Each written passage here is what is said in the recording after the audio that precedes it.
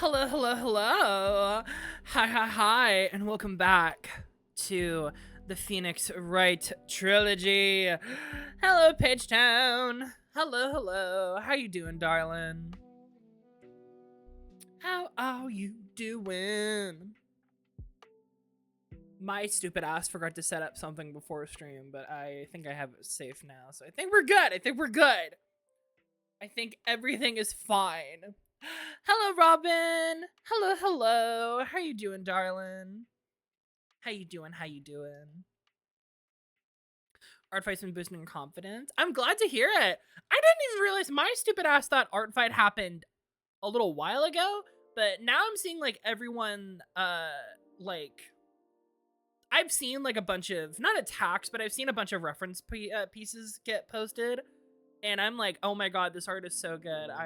I'm very excited for you. Yes, art fight, it looks like it's going great this year.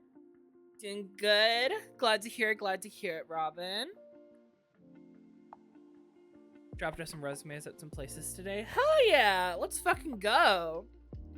Looking for a job. Still super Deltarune built, it's crazy. I mean, hey, from what limited like accidental thumbnails I've seen of Deltarune videos, you would not be alone on that. And I'm sure the moment I start playing that game, I'm gonna be there with you, or you'll be there with me. We'll be there together in Deltarune pilledness. Comment some people leave. You're so giddy. I'm so glad. See, this is why art is amazing, and people should do more art. Art is great, actually. Oh my god. Still very fucking hot here, but it's starting to cool down a little bit. Hopefully it cools down by tomorrow. Just got off of work. Hell yeah! Hello, Izzy. How you doing, darling? How you doing?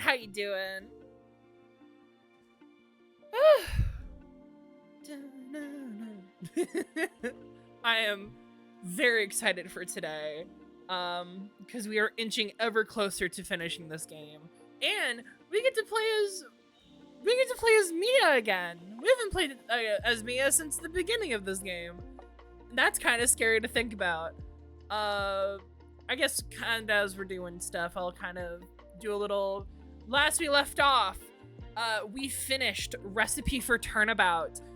It was Furio Tigre. That bitch murdered Glenn Elg for money.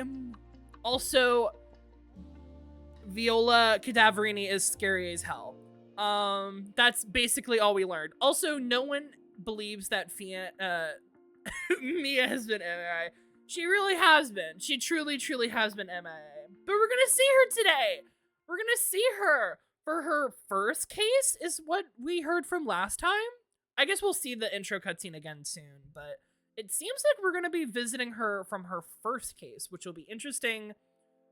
It will be interesting to know what happened in it. But yeah, we are zooming through this game. It feels like this game has gone really quick, but honestly, I am just so excited to be playing it. Yeah. So I think to not like diddle daddle fiddle faddle. I'm having a stroke. Diddle daddle fiddle faddle with this anymore. We're gonna get into it. Hopefully I did this right. There we go. Dun, dun. Hell yeah!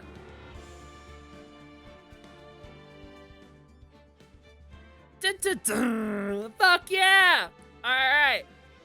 So without a further ado, let us continue to episode 4, Turnabout Beginnings. Wasn't the first case in this game called Turnabout Beginnings? Am I stupid? Hold on. Am I stupid? Was the first case called Turnabout Beginnings, or am I misremembering that? I know we had Turnabout Sisters. I don't remember anything else from that. Anyway, we're gonna just continue. Let's fucking go. The girl. Let her go. Oh yeah, this.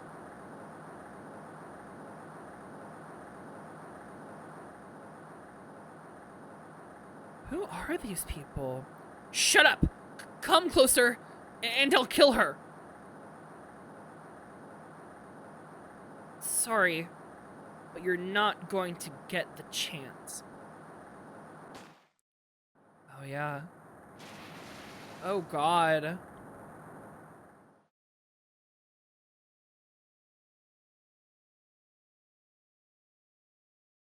There's Phoenix. What happened to him? I'm reading through the file of an old court case. It was the first case of my longtime mentor, Mia Fey. Fugitive data. Name, Terry Fawles. Charge, kidnapping, murder. Sentence, death penalty. Oh, God. Fugitive movements. After escaping, Fawles met with and then murdered Sergeant Valerie Hawthorne, who captured on Eagle Mountain about 8 hours after his escape. Hawthorne. Wasn't a character in the first case in this game named Hawthorne? Our very first client was the death row inmate who had recently broke out of prison. That was a whole year before Mia and I had ever met.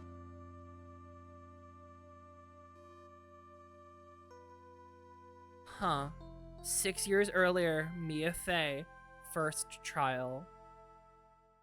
Oh, God. So what happened? December 16th, 9:24 a.m. at District Court Defendant Lobby number 4. I'm so nervous. I feel like I'm gonna die. Mia! Oh, girlie, it has been so long. How are you doing? How is your head? Oh my God. I never should have accepted this case. Why not? No. You're doing a great thing. You're doing a great thing for this person who is already an escaped convict. Yeah, he's... Good morning. Don't be so jumpy, Mia. It's okay. So you are Terry Fawles? Huh. I don't know how to feel about your design. You creep me out a little bit. I didn't do nothing. Oh, God. I swear I didn't kill nobody. Uh-huh. Yeah. So why were you in jail in the first place? Terry Fawles, my first client. Sentenced to death 5 years ago and now a prison escapee. Well, you're doing a decent thing for this man. What did he do the first time, I wonder? Just relax, Mia. Make small talk and try to relax him. So why did you escape anyway? You know, I know you were in prison for 5 years and about to go onto death row, but like, hey, why'd you escape? Why'd you escape, death row inmate? I couldn't think of a reason of why you would escape like that. That's fucking crazy, Mia. Mia, you can't just ask people why they escaped from jail. What the fuck? Oh my God. I love her so much. So, why did you escape anyway? I'm sorry. Whoa, damn. Look at him. I didn't do nothing. I didn't kill nobody. Are you okay? Well, that might be a controversial question. I never lie. I didn't escape from nowhere. Dude. As much as I want to believe you, you are literally eating a ball and chain and wearing a striped uniform. That has numbers on the front. You're a prisoner. You escaped from somewhere. Also, I didn't want to say this, but it does look like you have barbed wire across your face, or like indents of barbed wire on your face. Also, your necklace looks like a noose around your neck. I didn't want to say it, but it does look like that, which makes me very scared for you. But, Mr. Fawles, the police just recaptured you 2 days ago. Oh, shit. Sorry. I told a little lie. Uh-huh, yeah. What is your deal, sir?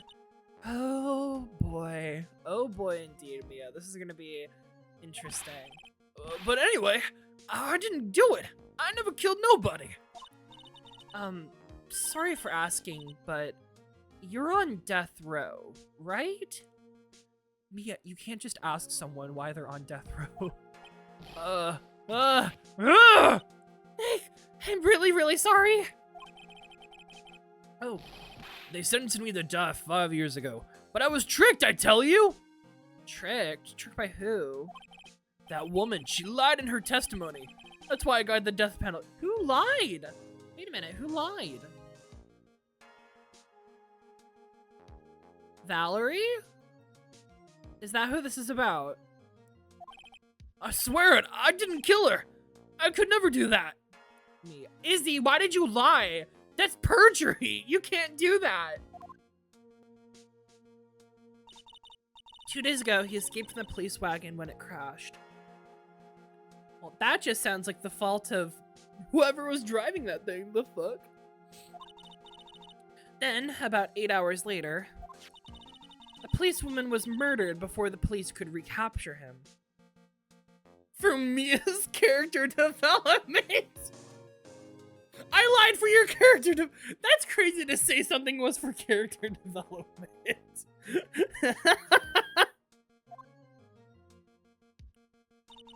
The police believe that Terry Fawles did it. After you escaped, did you meet a policewoman? Sir, you have to tell the truth. I know it's gonna make you look bad, but you gotta do it. Oh, thank God. Yeah, I did. She's the reason I escaped. Okay, so it was her. Was she the testimony that got you in jail the first time?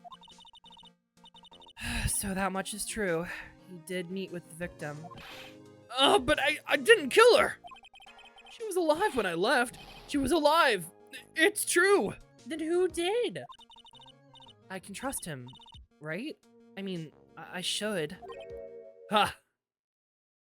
Oh? Who's this?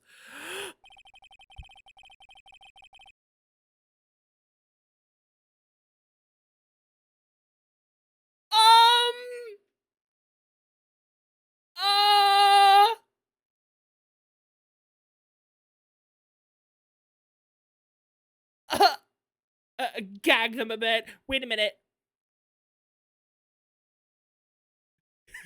Okay, couple things. Okay. Hi. Who are you? Yeah, no, that's so fair actually, Izzy. So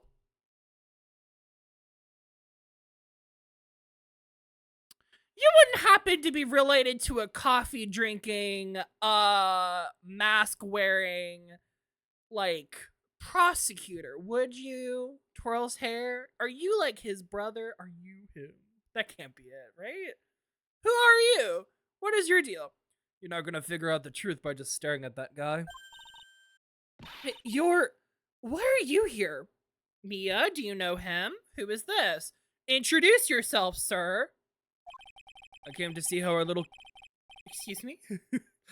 You came to see what now?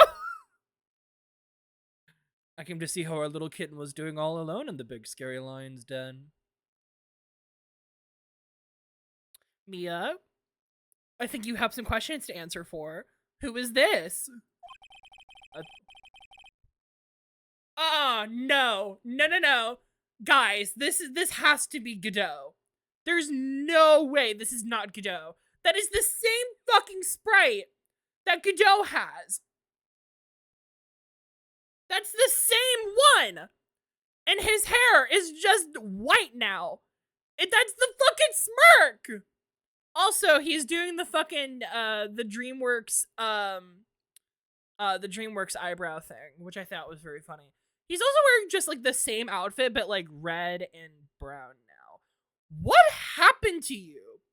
How did you get from this to Godot? The fuck? Wait. How did you get from there to here? The fuck happened? Or I guess from here to there. Wait, okay, I guess we're gonna find out sooner or later, but like, what the fuck? I thought maybe you'd like someone to play with. Where's Mr. Grossberg? no, that's right. She's still working for Grossberg. The breakup was so hard on him, his hair turned white. I can see it. That old man is probably still in bed. I bet he's clutching an empty bottle and mumbling in his sleep. Oh, I bet he's clenching an empty bottle and mumbling in his sleep. Aren't you good enough? Oh, aren't I good enough? After all, it's me, Diego Armando. Diego Armando. Interesting. Diego Armando. Huh. Oh.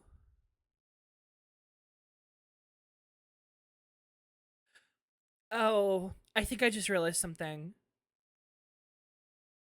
There's no T in his name, but Go and Do are both in his name.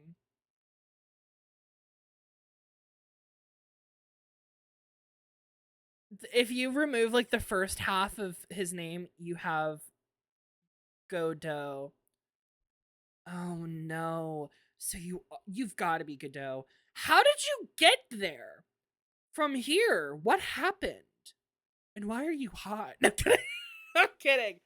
Well, I'm not kidding. You are very attractive, sir, with your with your fucking mewing face. Is that what they're called? The lip thing? Oh. God. I didn't say. Also, go die is very funny. Go die. Well, maybe he does. I don't know. He is mewing. Okay. I didn't say. So, Diego Armando, the finest attorney at Grossberg Law Offices, is here for me? No. You've got it all wrong. Today, you're the finest. Are you flirting with Mia? The fuck? Damn, that means Phoenix was not exes with him. We were wrong. I mean, he could be later on. Who knows? After all, it took an amazing amount of guts to take this case. Imagine an escaped death row convict for a first client. So he works for Grossberg. I guess so. I guess that means that these two are, Mia and Diego are co-workers? Oh my god, it's a co-worker office romance. Oh my god. And this is the first client. Also, crazy to take a death row inmate as your first client. That is actually insane, Mia. What the fuck? We thought Phoenix was crazy for taking a murder not a murder victim. A murder defendant as the first client, but this is just as bad, if not worse. Yeah. Thanks. I sure wish I can get out of it, though. Wait, then why did you take it? Ha! Relax. I just heard some good news. The prosecutor for today is fresh out of his diapers as well. Oh? Why do I have a bad feeling about who's the prosecutor? Really? However, unlike a certain somebody who I won't mention, he earned the reputation as a genius since the beginning of his law career. Guys, it can't be. Is it? I hope it's them. Please be them. Genius. Well, it's about time to head in, kitten. Sharpen those claws of yours. It's go time. Ah, shit. A solitary confinement cell for the condemned must be the world's loneliest place. And that's what my client ran away from. Every other lawyer gave up on him, but not me. When I saw those overflowing eyes and heard that simple, childlike voice, I just had the feeling that he was telling the truth. Did it come back to Toaster Man face reveal? I think you did. Yeah, it's gotta be Godot. There's no way it's not. Which makes me worried about what's gonna happen here. Because we don't see Godot in the first case. February 10th, Stop calling her kids. Stop calling her kids. I feel you so hard on that, Robin. Oh, God. February 16th, 10 a.m. District Courtroom number 4. Please, please, please, please, please, please. Ah! It's him! Guys, it's him! Oh my God, it's him, it's him, it's him, it's him, it's him! Oh my God, wait a minute. Sorry, I was so distracted because I saw someone who I'm very excited to see. But also, oh my God, the judge looks crazy. Holy fuck. Why do you look that way? What the fuck? Court is now in session for the trial of Terry Fawles. Mia, darling, you're so pretty. Oh, you look amazing. The defense is ready, Your Honor. There he is. There he is. My boy. And there he is. Phoenix's future husband. Oh my God, it's him. Edgeworth. My beloved. The prosecution has been ready for a while, Your Honor. I understand the lawyers from both sides are newcomers? Yes, Your Honor. I am Mia Fey. Miles Edgeworth, Your Honor. What is that fancy jacket? Ooh, looking at it, I think this is from, you know what? If this is like early in Edgeworth's career, if this is his first case, this is still when he is in control, not in control. This is still when he is seen as the protege of Von Karma. That looks a lot like Von Karma's like cravat and jacket, which makes me really sad. Also, look at young Edgeworth. Oh my God, he's so pretty. So you're the new prosecutor everyone was talking about, eh? Hey. They say you joined the prosecutor's office at quite an early age. At 20, Your Honor. He's got coffee! Do I need to make another coffee? Oh my God. I know, the judge looks crazy. Oh God, am I gonna have to make another coffee thing? Oh my God. I didn't think it would be this early. All right, well, there's our first coffee of the game. It's gotta be Coffee Toaster Man. Oh God, he is so... Why is he looking at me like that? Look away. Go away. Look away from me, Diego. Guess our little kitten hasn't earned herself a reputation yet, huh? Please don't call me that ever again. Come on, Mia. You can't lose. Not to someone younger than you. Oh, someone younger. Oh, proof of my profession. It's brand new and sparkles in the light. Valerie autopsy report. Stabbed with a knife in the back. Died from blood loss between 4 and 5 p.m. Oh, so she was literally stabbed in the back. That sucks. Terry Fawles, age 25. My client, sentenced to death 5 years ago. Escaped from custody 2 days ago. Valerie Hawthorne, 23. Police officer and the victim. The key witness in the case against Fawles 5 years ago. Okay, I figured that one. Diego Armando, 27. Oh my God. Wait, okay, hold on. Let's do some quick math then. If this is 6 years before the events of when Phoenix is around with Godot, that means Godot was like 30, 33? That's pretty good, not gonna lie. So that means, okay, so Godot was 33 in our timeline. Interesting. Okay.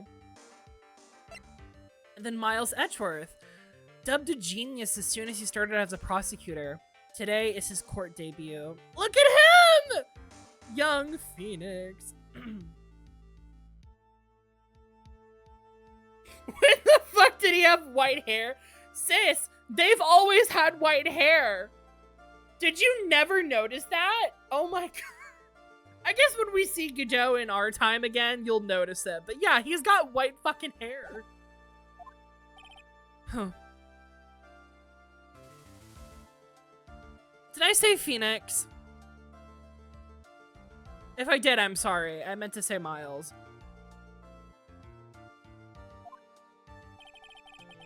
Young people running a trial. I'm not too sure how I feel about that.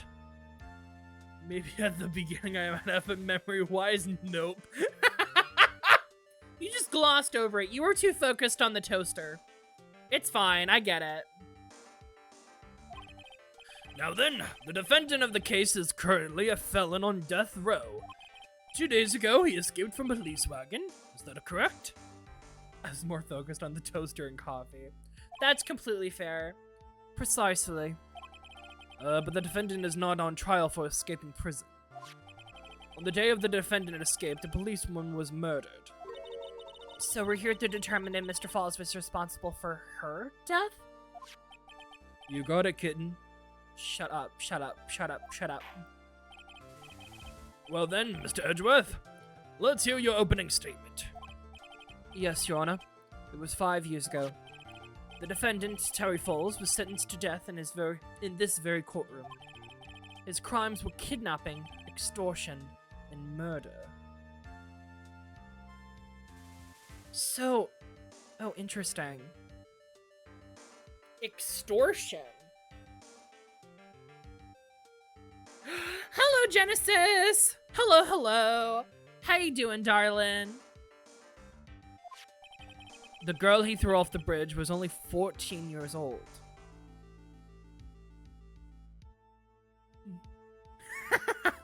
Did the man run into a burning barbed wire fence? That's what I said. I was like, why do you have barbed wire marks on your face?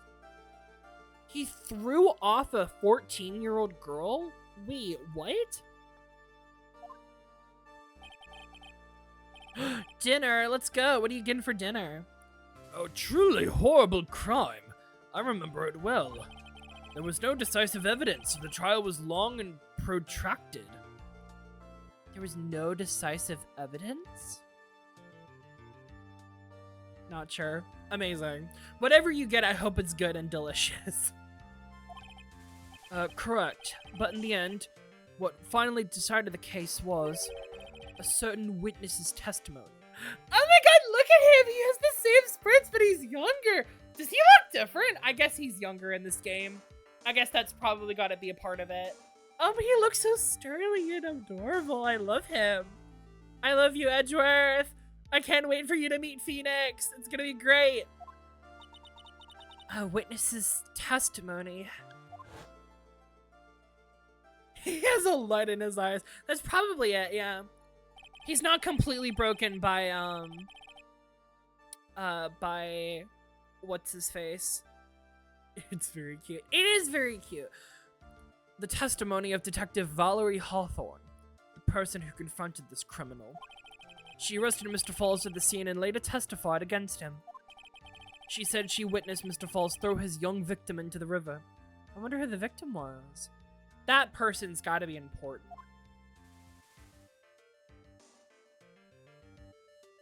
Also, Hawthorne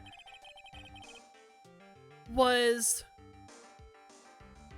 the name of the first case, like, murderer, wasn't it? I thought he was the one who fell off the bridge. That's what I thought, too. Wasn't, what was her name? Dahlia. Oh, I love that name. Wasn't Dahlia, she was Dahlia Hawthorne, right? Why do I have a feeling that's gonna come up? And why am I scared about what that's going to mean? You are confirming more and more about the fun I'm gonna have watching you play Date Everything. Oh yeah. I wouldn't say no trauma. I need to read the lore. Oh yeah, there's a lot of trauma. There is a lot of trauma in slaps Rufus Edgeworth. This man can fit so much trauma in him. For those who are not aware, Eagle River is well known for its powerful current. Most bodies that fall are never recovered. So, Miss Hawthorne's testimony was the one that put him away. That policewoman you just mentioned, that wouldn't be... Exactly. The victim. The same woman that was killed 2 days ago. Police Sergeant Valerie Hawthorne. Aha! I see. The man who was sentenced to death based on her testimony escaped 2 days ago, with only one thing on his mind: to take revenge against the woman who convicted him. Don't you dare make it a fucking evidence already. The truth is becoming clear to me now. We don't know the full story. Also, your eyes are crazy. Please put that away. Huh? Yes. It is quite obvious that the defendant is guilty. Excuse you, we haven't started. We need to do cross-examinations and everything. Wait a minute, that's not right. At least hear the case before you decide on the outcome, Your Honor. Exactly. Where's the blue eyes stare? Seeing that as someone with blue eyes, I feel that. I feel that so hard. People have told me before my eyes are a little unnerving if I just stare at people. Watch yourself, Miss Faye. I'm not sure I care for your word choice or your tone of voice. Young people these days simply don't know how to respect the elders. Oh, shut the fuck up. Like, you aren't there too, bitch. God, you with your fucking cocky smirk. I hate you. I hate you, Edgeworth. No, I'm kidding. I could never hate you, Edgeworth. Not after everything we've been through. Dark brown eyes. That's so fair. I like my eyes. I think if there was one characteristic I can enjoy about myself, it's my eyes. I do like them. Even if they're a bit creepy sometimes. Why you? You're even younger than me, you hypocrite. Now then, Mr. Edgeworth, please call your first witness. I'll call the detective who was in charge of the initial investigations of this case. I hate you, affectionate. Absolutely. Wait, who is the detective? Is it Gumshoe? Yeah! Oh! Oh my god. Hi! Hey, Gumshoe! Hello, darling. My eyes are Weezer blue. Weezer blue? Witness, State your occupation, your name and occupation. Be autistic. Oh my god, hell yeah. Gumshoe! Honestly though, that's so fair. Gumshoe! Dick Gumshoe! I'm the homicide detective in charge of the case, sir. I finally got promoted to the detective division half a year ago. Oh, congratulations! Oh, this is like early of everybody. Oh my god. I don't believe anyone asked you about that. Hey, ma'am! You got an idea how much work it takes? What is it? You're really gorgeous. Oh! Damn. Damn. Honestly, though, that's fair. It's fucking crazy. Excuse me? Focus, bitch. Oh. Gumshoe! Focus! Be the... You useless bisexual. Focus already. My heart, it's aching for you. Detective, pull yourself together and try to be professional. Try to be professional. Otherwise, I'll write you up a contempt so quickly. I'll write you up on contempt so quick that something other than your heart will ache. Oh, your wallet. Okay, I got it. Damn. Now, detective, tell us about the incident. Yes, sir. Right away. The victim was Sergeant Valerie Hawthorne, a veteran on the police force. You can't just say your heart is aching for someone you just met seconds ago. Yeah, that is kind of crazy. Sorry. She was stabbed in the back with a knife and died from excessive blood loss. That much is already stated in the autopsy report. The court would like to hear more details about the incident itself. Yes, sir. Gotcha. Okay, let's take a look at this aerial map of the area here. Oh? Anna Core. Oh, shit. This is a sketch of Dusky Bridge, an old suspension bridge. And the river that runs under here is Eagle River. The victim and the defendant met here, on top of the bridge. After stabbing her in the back, the killer carried the victim back to his car. What?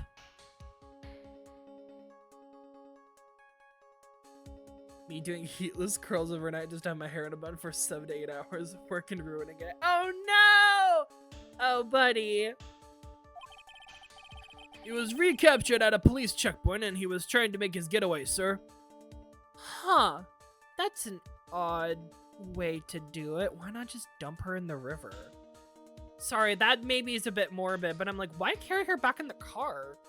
He got what he wanted. And like Edgeworth said, if he just like dumped her in the river, whoop-de-doo, you would have also gotten rid of the body. You didn't have to risk it for that. I see. Dusky Bridge, located 40 feet above Eagle River. Jesus, that's a big drop. Why was the victim's blood found on the bridge? Oh, was the victim's blood found on the bridge? The victim, Sergeant Valerie Hawthorne, was wearing a thick coat, sir. Unfortunately, no traces of blood were found on the bridge. That's suspicious. Mr. Edgeworth, I warn you that I absolutely despise conjecture. Hello, Carmela from Agile. Hello. How you doing, darling? If there was no blood on the bridge, then you have no proof that they even met there. Your Honor, if you would listen to the testimony we have prepared, I'm sure you will be convinced. The two of them most certainly did meet on the bridge on that day. Why, Mr. Edgeworth? I'm not sure I like you wagging your finger at me as though I was some hoser. Hello, Carmelo. Hello. How you doing, darling? Detective, please proceed with your testimony. Yes, sir. Here we go, Mia. Hang on. Okay, now, listen carefully. A theory. Uh-huh.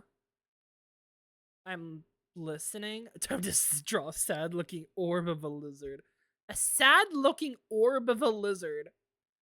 What a description. I would be so excited to see that. Listen carefully, kitten. One little mistake and this guy will drink you for morning tea. Trust me and get ready. I'll DM you on Discord. Alright. Oh god. Let me send the character reference.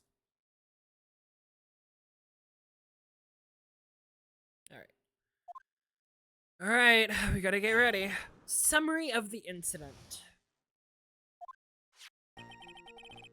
On the day of the incident, an unknown person phoned the sergeant and asked to meet. Sergeant Hawthorne went to Dusky Bridge at the designated time and met with Mr. Fawles.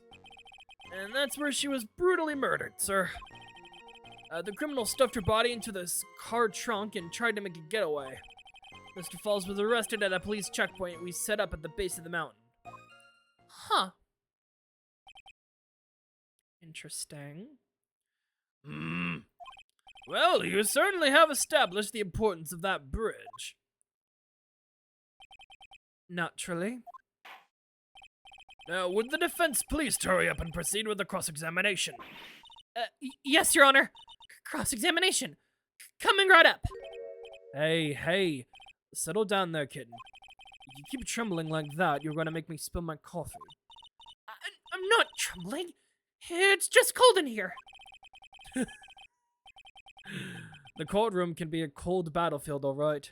Especially for a beginner. I don't need you to worry about me. I mean, the defendant, the witness, everyone here is a beginner here. Ha! You've got me there. But maybe you should keep your claws out and show them what you've got, kitten. It's okay, Mia. Stay calm. Just remember those court procedure videos you stayed up all last night watching. Damn. Yes. Oh my god, he's an orb. Oh my god, you're right. He was an orb.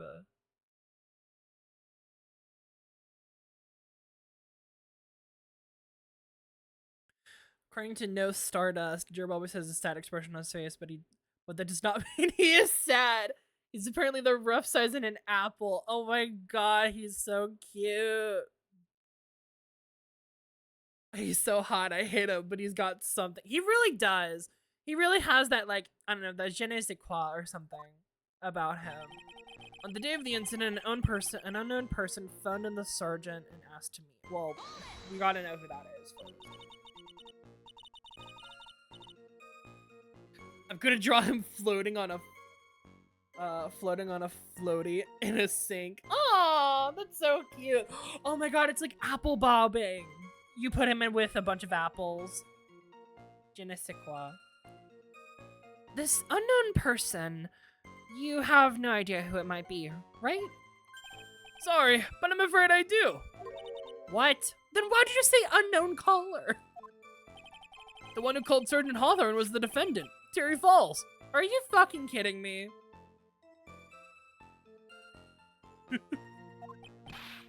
What? The defendant? The defendant called her? Sergeant Hawthorne was a very thorough person, sir.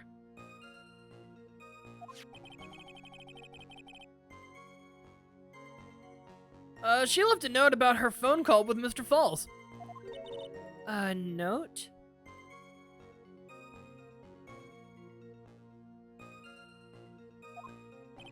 Yeah, a top secret memo that she left on her desk. Ooh, victim's note. Confidential police materials written by the victim. Well, fuck. A tub of grapes has apparently he loves them. He's in with like apples and grapes and like a little sink. Just floating around with them.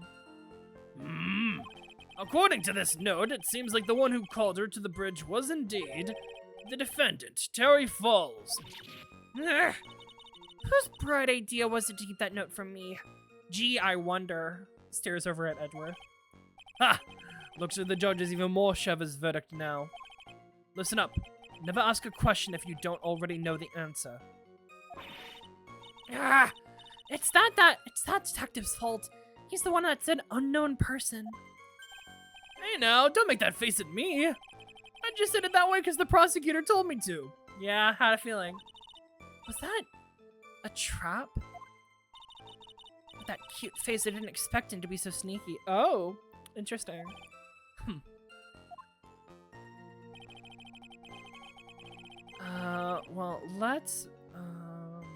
Let's look at this anyway.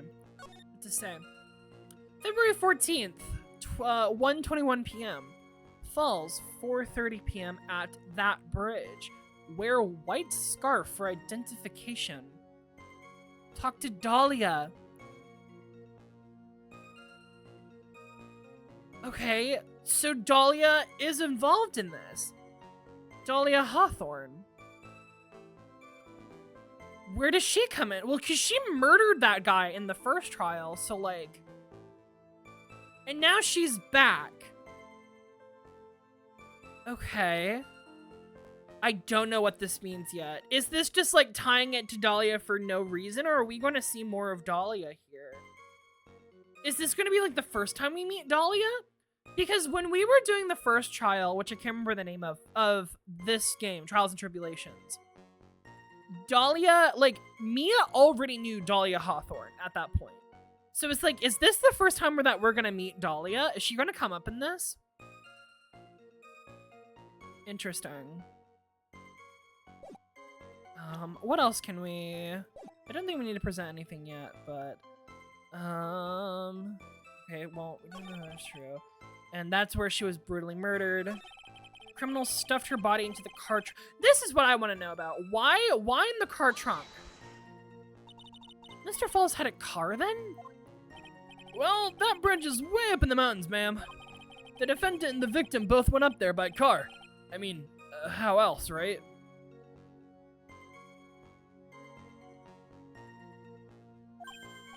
What? You mean the defendant drove his own car? No, of course not. It was stolen. Figured, okay. He stole it from a young couple that had been waiting at a red light. Oh. Car thieves. I'm not sure how I feel about car thieves. What, you don't like Grand Theft Auto? Interesting. Is this guy sure about how he feels about anything? No, it's the judge. He never has. This is a photo of the stolen car's trunk. Naturally, that's the body of Valerie Hawthorne in there. Whoa, that doesn't look too comfortable. Can't imagine it is. A photo of the trunk of Fawles' car. The victim, she was stabbed in the back, is that correct? Yeah. Ha! For some reason, men always seem to get stabbed in the back. We're talking about a woman here. You can't tell from this photo, but the knife was stuck in her back, nice and firm. The condition of the body when it was discovered is very important information. Detective, was there anything strange or noteworthy in the trunk of the car?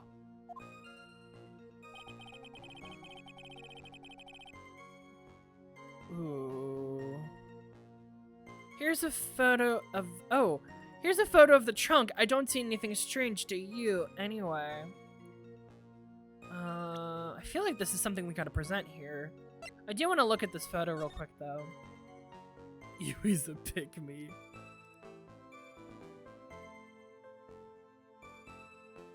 She's not wearing a scarf. Wear a white scarf for identification.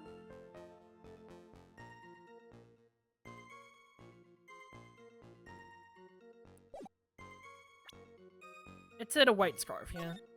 Yeah, wear a white scarf for identification. Yeah, she's not wearing it. Why is she not wearing it? Yeah, objection. Here we go. Witness!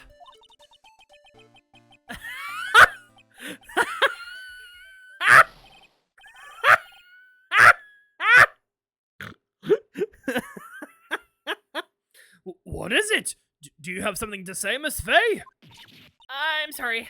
I totally forgot what I was gonna say.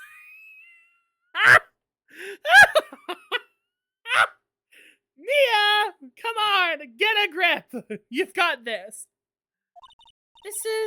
This is the first time I've actually had to address someone like that. Fair enough. You should have practiced before coming to court. Honestly, Miss Faye, I'm not sure I like this. Say there, little kitten. Want a piece of my coffee candy? Candy? Well, you're still too young to be drinking real coffee. Girl! Beat him up. Get him. Come on, Mia. Shake it off. You're a lawyer. Detective! Yes, ma'am? This photo. You said that there was nothing particular about it. Is that correct? Yeah, that's what I said. Well then, I suggest you take another look at the note written by the victim. The note? It very clearly says, wear a white scarf for identification. The caller must have forgotten what the victim looked like. Thus, this special request. That's a weird thing. How'd you well, I guess you were in prison for like 5 years. If that is the case. I have one very simple question for you, Detective. Where is the white scarf? I can't seem to find it in this photo. Well, to be honest, we didn't find it in the trunk, ma'am. Interesting. Why not? Oh, sorry. Why not? Where'd it go? Does Fawles have it? That would be really bad if he did. Or does someone else have it? And you stopped there? You should have looked for it. Ah! Poor Gumshoe. Don't be in the exhaust again. Please don't be in the exhaust. The caller told her to wear it to identify herself, so I'd expect she did just that. Well, Mr. Edgeworth, do you have anything to say about this? Oh, he has it, doesn't he? I see the defense is a little lacking. The scarf you are searching so desperately for is this one. That's not a white scarf. That's a blue scarf. What are you talking about? Is it this one perchance? Ah! Is she colorblind or is he? I think everyone here is colorblind. That is not a white scarf. Where did you find that, sir? On Dusky Bridge. I was there first and decided to conduct my own investigation. Why? Why didn't you tell me? I made a decision to keep all pieces of evidence in my personal stash. It is the safest place I know. That hot shot sure has a flair for the dramatics. It's not exactly white, as the color requested. Okay, so So they do address it. I was going to say, this is not a white scarf. But as you can see, it's close enough for what it's intended for. It looks like it spent some time in the mud. Not surprising. It was drizzling on the mountain that day. Prosecutor Edgeworth. He was intentionally hiding that scarf the whole time. Of course he was, it's Edgeworth. I expected nothing less from him. The court will accept the scarf into evidence. Worn by the victim at the time of the incident, found on Dusky. I don't know. That's suspect to me. Now, if the attorney of the defense is Now, if the attorney for the defense is finished embarrassing ourselves, I'd like to move on with the testimony. That is all right with you, isn't it, Miss Faye? Boy, I would like to wrap this scarf around his smarmy little neck.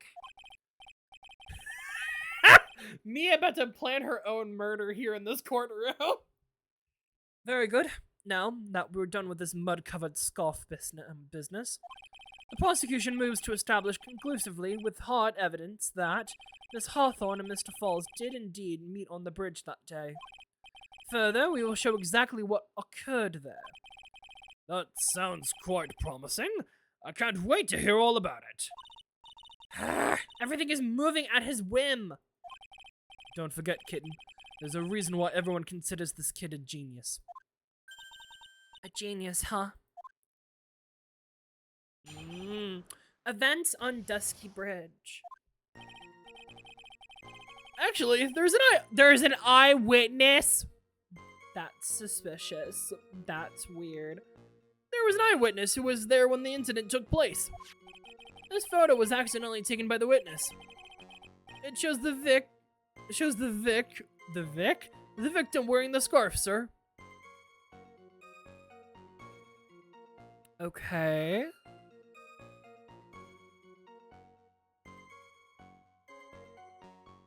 Hey Mia, when you're done with the scarf, can we use it for Coffee Man too?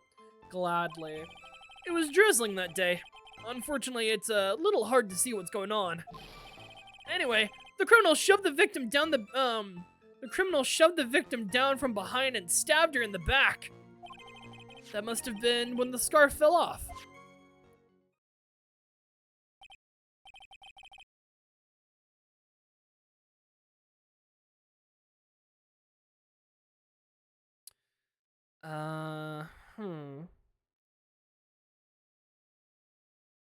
How from behind when they were facing, I know, that's what I was thinking. I was like, how from behind if they were face to face?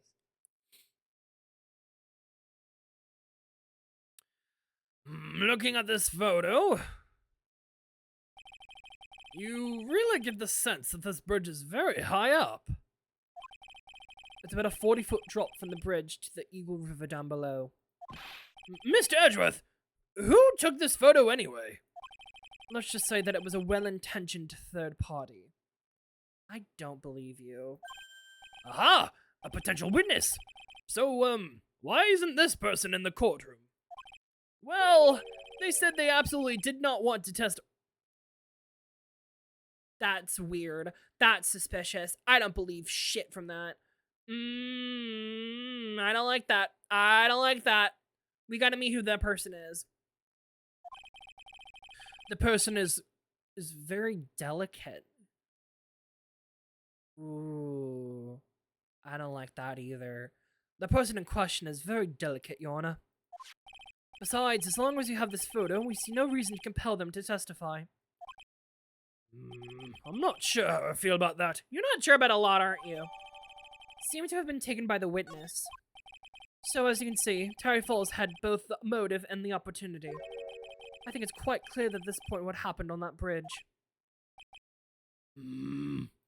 Ah! The truth is becoming clear to me now! Huh?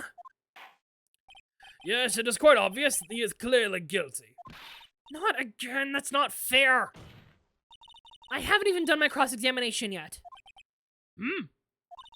What do you mean, She is so sick of these men. And you know what? I'm there with her. Event on Dusky Bridge. Actually, there was an eyewitness who was there when the incident took place. Well, let's just press everything. Who is this eyewitness? She's a college student.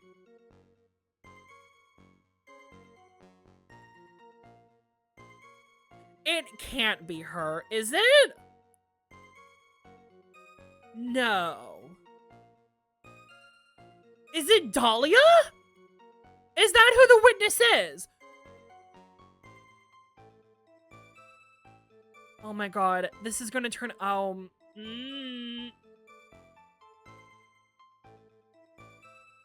Oh, it could be... I don't know. I was like, it could be Lotta, but we haven't heard from Lotta a lot in this game.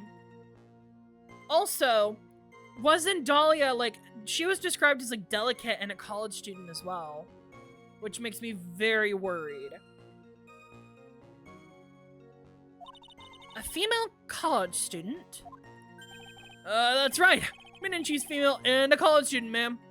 Excuse me, the fuck? She doesn't do well in front of other people, so I came to testify for her. Maybe so, but as the attorney for the defense, I have the right to cross-examine her. Oh god. For the time being, we're not relying on the witness's statements. That is all. What is that supposed to mean? The prosecution has other, more decisive evidence. Our case doesn't rest on the vague testimony of a female college student. A female college student, eh? I'm gonna kill everyone in this courtroom if you keep saying these same sentences. I'm not saying that. If you absolutely must hear her testimony, you'll have to give us a good reason why. Please tell us about the more decisive evidence in question.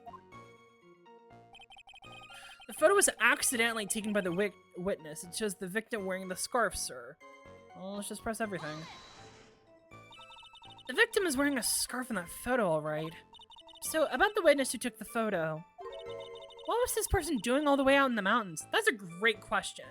Was she just, like, scenically taking pictures while it was raining? She was taking photos of wildflowers, apparently. There were many unusual types of flora in that mountain, Miss Faye. People in the area say it's because of the spirits that live there. The spirits? Spirits? Now that you mention it, this photo. It's a cloudy fog-like thing. Is it a ghost? I don't believe... No, bitch. It's just raining. No, Your Honor. No. I don't think it's a ghost. It was drizzling that day. Unfortunately, it's a little hard to see what's going on. Let's just press everything. Press, press, press. Drizzling, huh? That's right. There was a light rain coming down. The whole place was a little dreary.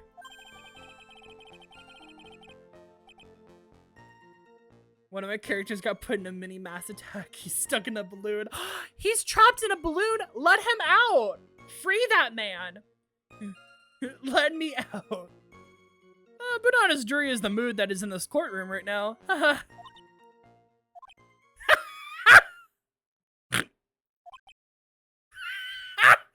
Oh, Gumshoe. Oh, Gumshoe. Looks like a cold front just moved in. He looks so angry. He wants freedom. Let him out. In any case, the point is that the area was quite damp. There was even some fog. I even slipped and fell while I was on the bridge. It was really something. Oh god, please be careful. Anyway, the criminal shoved the victim down from behind and stabbed her from the back. I want to know more about this. Is this the part of the witness's Is that part of the witness's testimony as well? Oh shit, I just realized the clouds behind your PNG.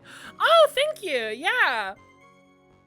Listen, after I streamed last time, I had like a fugue state where I decided, for some reason, I wanted to put my PNG on more tabs, and then I was going to make a cloud for them, for reasons that you will see in the coming days. So I was like, fuck it, I'll make a cloud for them. And now I have a cloud. I look very comfy now. Thank you, thank you. Of course it is! He pushed the victim hard in the back and she fell down right on her stomach. Do you realize that that could not work with the way that is situated? Hmm? I remember that happening once myself. It was really brutal. Brutal? That's a weird way to write brutal. Logic and logicizing. Are you talking about seeing someone get pushed, or were you the one getting pushed? Or does it mean that you pushed someone down like that once? With his mind-boggling tales and the way he said brutal, I wonder if he's a Canadian. Oh, so wait, is this not the same? Is this not the same judge? Also Canadian? That is crazy. Ha! Save your nasty look for the right person. Huh? Take a look.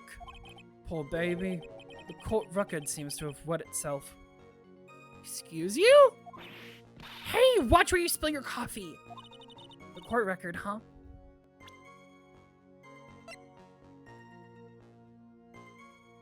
What?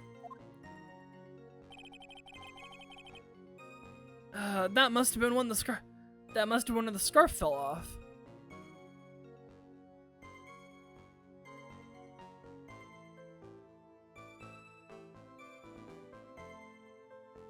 Huh.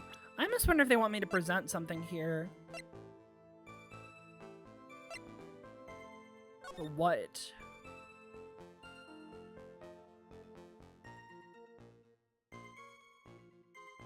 To be age of questioning if he's Canadian too. I will not, for the record, be giving him a Canadian accent, only because I will be offending so many people in this chat right now. So I will not be attempting a Canadian accent for him. What do they want me to do?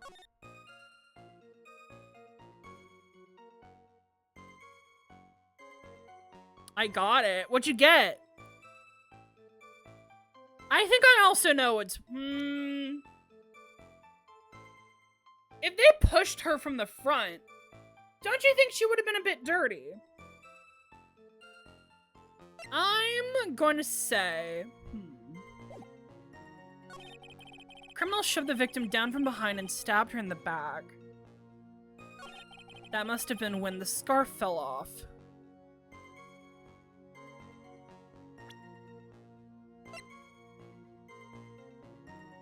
Yeah, this scarf is filthy. If she was also pushed into the dirt, or like pushed into the damp rain, then she also has to be covered in grime, but she's not. I'm gonna say, let's see if this is it. So, at the time of the crime, there was a light drizzle coming down, correct? Yeah, and fog too. Just generally a soggy atmosphere. Ooh, bitch. Well, I have evidence that doesn't go with that soggy atmosphere. Well, this is a photo of the victim's body that was found in the car trunk. Considering the conditions at the scene of the crime, something isn't right. He knows. Well, by all means, please enlighten us to what isn't right. What about this photo of the trunk that doesn't fit with the conditions that day? It's her jacket. It should be covered in dirt. Naturally, the answer is right here. The victim's coat? As far as I can see, there's nothing strange about it.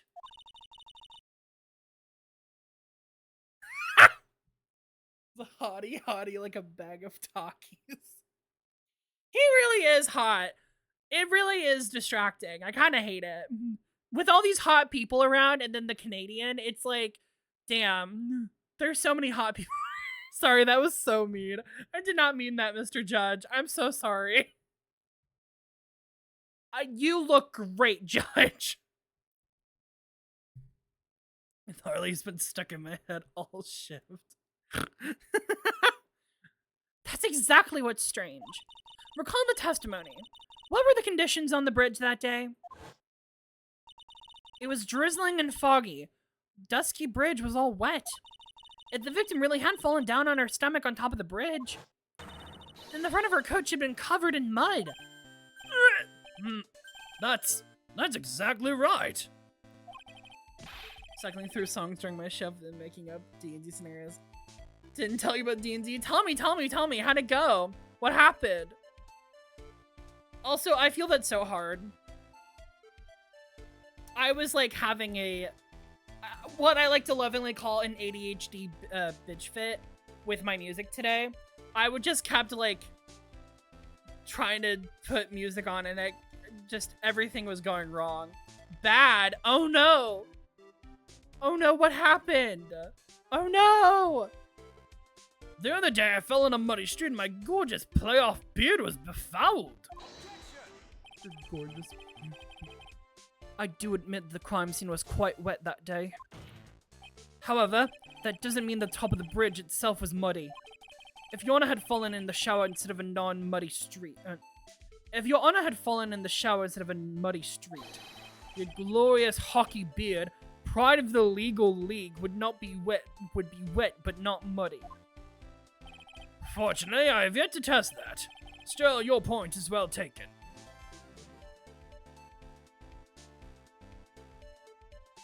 And as this done with D&D talk, I want to share how other D&D went. I wasn't there, but I got sent video. Video, let's go! Can you prove that the surface of the bridge was muddy that day? The surface of the bridge, huh? Ha! A real man wouldn't stand for a taunt like this. Neither would a real woman. Of course I can. Here's the evidence that proves the surface of the bridge was muddy. Oh, well, it's the scarf. It has to be. He found it himself.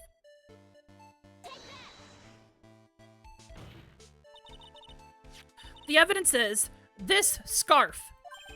Ah! It should be obvious. If the scarf fell into the bridge and got this muddy, it means the bridge was obviously covered in mud. No! No! I can't be outwitted by a novice You got called a bimbo! Bitch, you are one to talk. You are one to fucking talk, Edgeworth. How dare you? Hey! Same to you, buddy. Yeah, exactly. Bimbo fight! Short story, we went to try and find an ancient weapon in this pyramid. We were constantly fighting, so we finally rest, and Juniper joins everyone. She split off.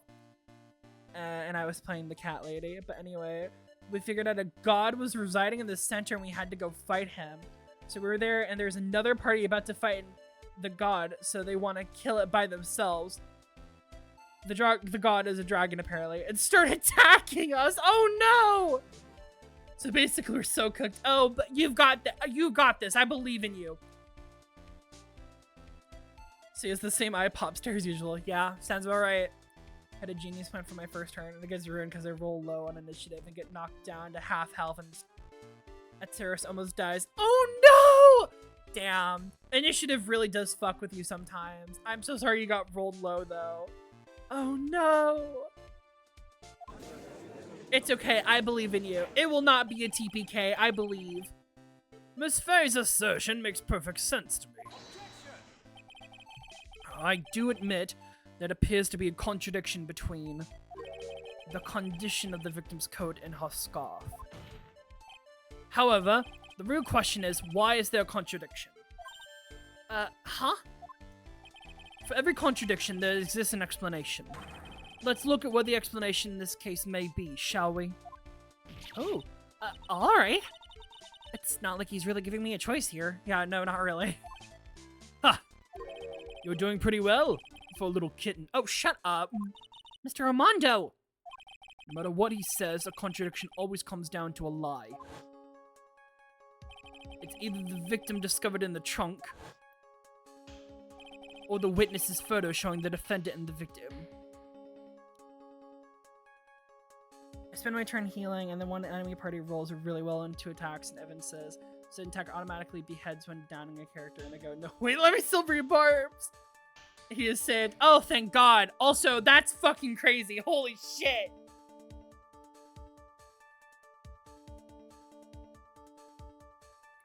Thank God, silvery barbs is such a great spell. Or the witness's testimony that stated she saw the moment of the murder. Just relax and think it over. It's pretty simple, isn't it? The false evidence. It's one of those three. Grant advantage to the sneak attack of our party and keep going. Thank God. Always give the rogue your advantage if you have it. What you said just now. I'm not sure I like that. That wasn't me, Your Honor. That was the coffee aficionado over here that said it. This court will not be in the habit of accepting false evidence, you know. Blame it on him, Your Honor. He's the one trying to slip false evidence into court.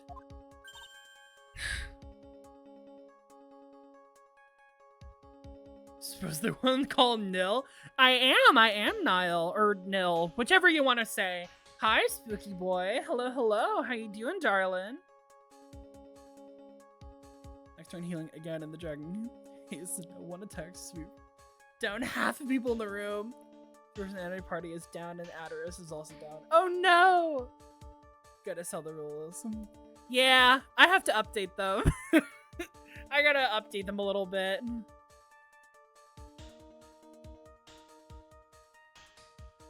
Absolutely, I absolutely will. Thank you.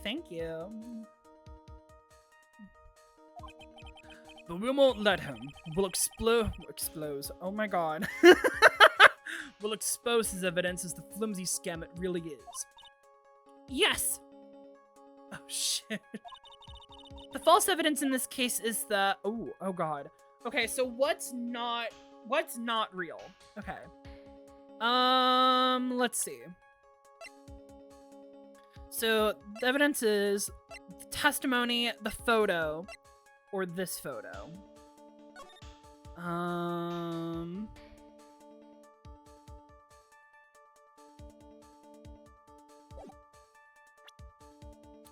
This one.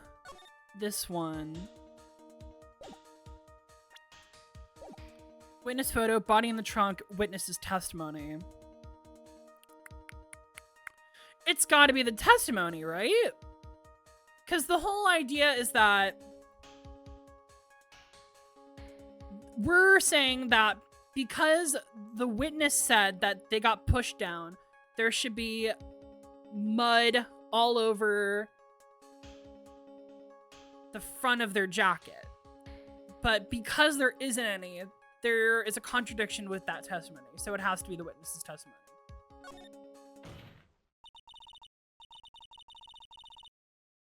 In terms of wording flame. I'm at 2 HP and that's where we stopped. Oh no! At least you're alive though. At least the healer is alive. Or at least you're alive. You've got a lot. I'm sorry, I don't know if I should heal or fireball. We're about to be TPK'd if a miracle doesn't happen. It does sound very bad. It does sound very bad for you, and I hope you guys can get out of it. I think the move is always heal. It's always good to have more numbers in your party, especially if initiative allows it. But I don't know how your initiative goes. It's very bad. It sounds very bad, yeah. It's a no-brainer. Obviously, it's the witness that's suspicious. During his earlier testimony, the defective, oh my God. The detective pointed out a crucial fact. Yeah, but what if the fireball kills it? Do you think, honest to God, that you're close enough to defeating this thing that the fireball is going to kill it? I believe in the fireball, but I also can tell that it's a dragon. I don't know what kind of dragon, but I can see it's a dragon. I don't care how big the room is. I cast fireball. You gotta. During his earlier testimony, oh yeah, you said that. Criminal shoved the victim down from behind and stabbed her in the back. Evan says we're so close. You could be close in like a resistant to radiant damage. Ooh, it's like a crystal dragon. That's fun.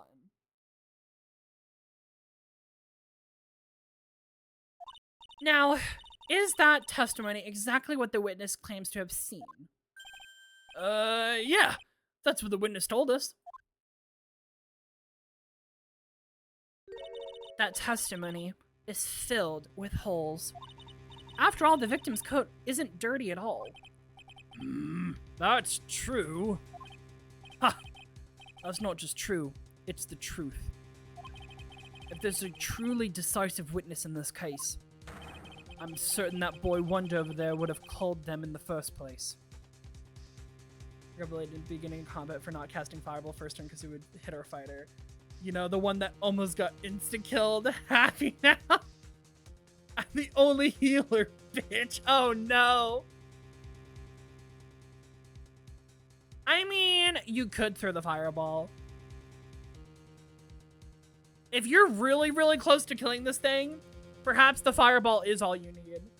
You should have picked Sorcerer then.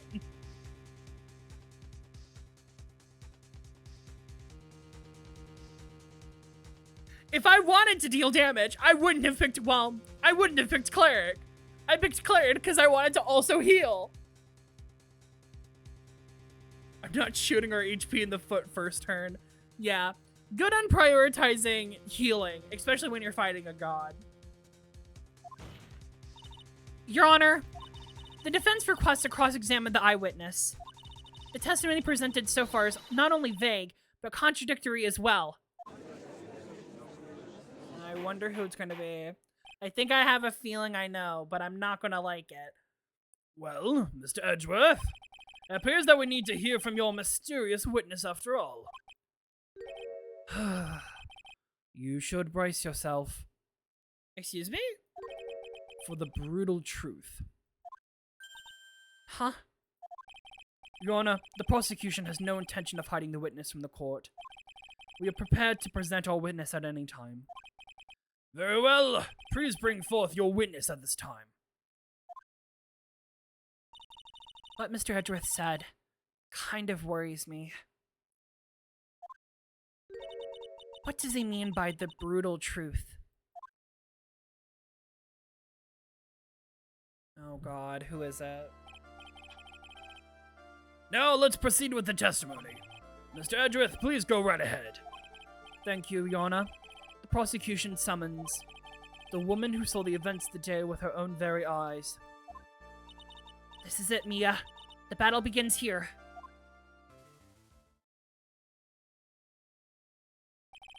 Witness, what is your name and occupation?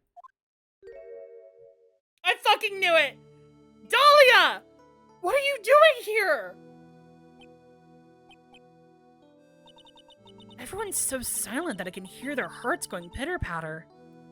Yeah, well, this is your first time meeting her. Dahlia's here. You do know who Armando is. It's not subtle.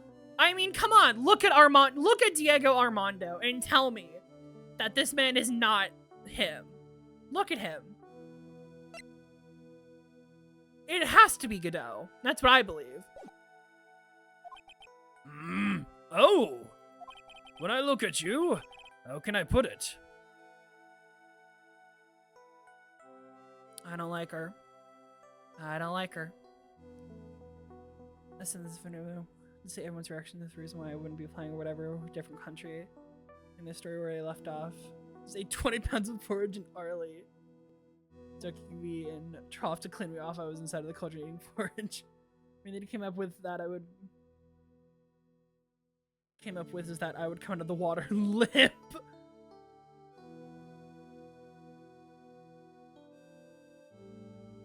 Arlie Sawyer thought she had killed me.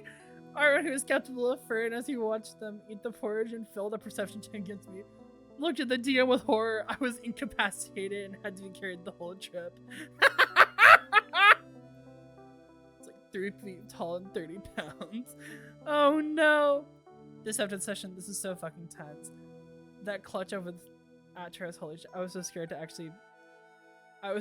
actually have to explain the weapon. Literally beyond him just dying, there's a whole lot of reasons why that would have been bad. Oh no! That's crazy. Oh god. Holy shit. Also, the idea that the other players thought they had killed another PC and they're just incapacitated because of the porridge is so funny for me. Fern would so eat 28 pounds of porridge again. He does not learn his lesson from earlier math. Or aftermath.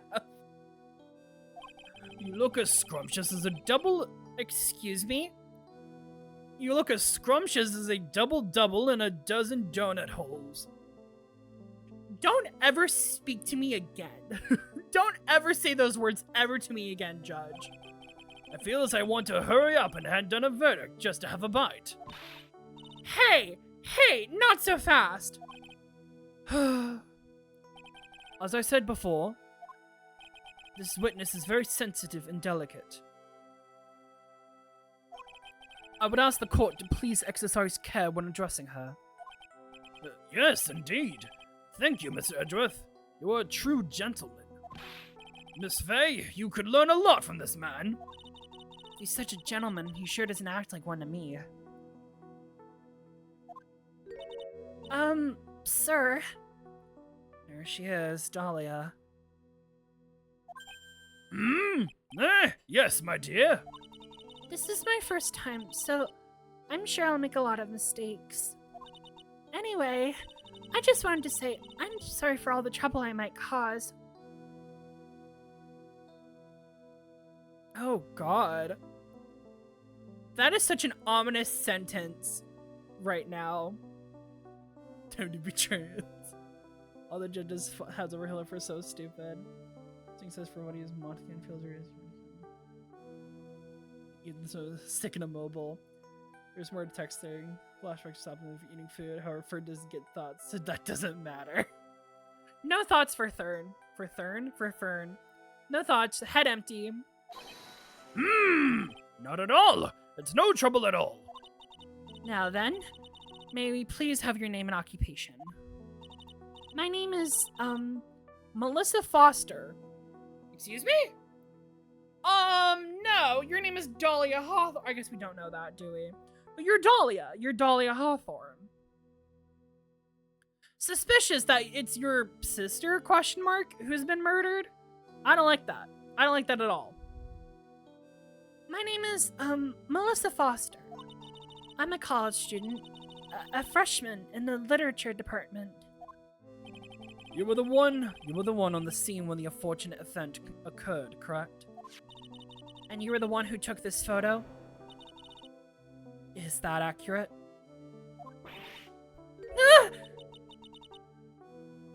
How can you be so mean? Girl, I just asked you a question. Now see here. What are you doing shoving that in her face like that? Huh? But it's just a photograph. It's not like it's something dangerous. Next time I'll be forced to penalize you. Uh-oh. I don't like the turn that this has taken. Not at all. Huh? Is she staring at me? And you would be... Huh? I'm the defense attorney. My name is Mia Fey. Why are you staring? I don't like this. I see. So you are... Now then, young lady, could you please give us your testimony? Yes, Your Honor. I'll do my best. I don't like this. I don't like this at all. The witness's photograph. Alright, let's begin. I was using my camera to take some pictures of the wildflowers. Then, I noticed that there were two people standing up on the suspension bridge.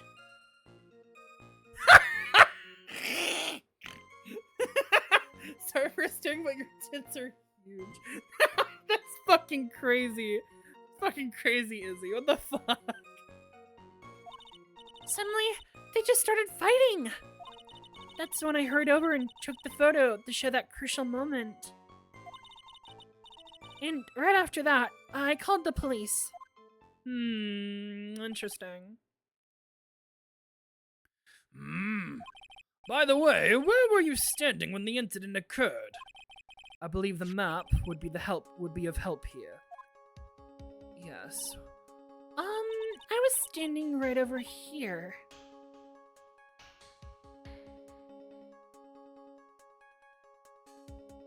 You're fine.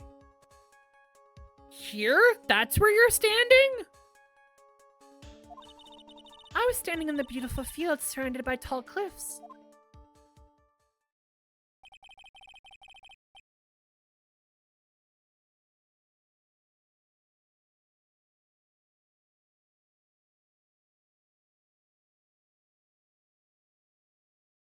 So you took the photo from that location, eh? I brought the camera I was using at the time, just like Mr. Edgeworth asked me to. Oh, what a cute camera! Just like its owner. Shut up. Melissa Foster took the witness's photo with this, a small but powerful model. Alright then, Miss Faye, time for your cross-examination. But I warn you, make the witness cry and you'll feel the wrath of my gavel. Oh, God. The witness's photograph. I was using my camera to take some pictures of wild... I just want to read this again. When I noticed there were two people standing up on the suspension bridge, suddenly they were just starting to fight. That's when I hurried and took the photo that shows the crucial moment.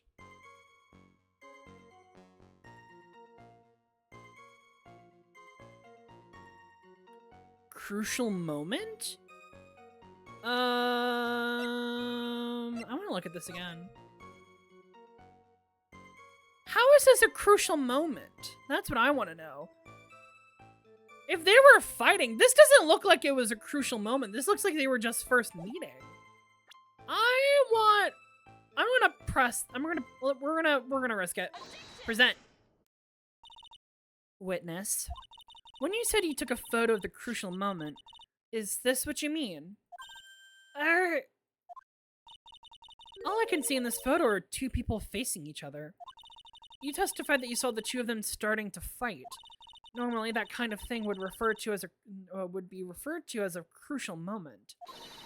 So why haven't you presented a photo like that? Well, you see, the photo we presented was the only one there was. The only one? You would think if they were fighting, you would have taken more photos.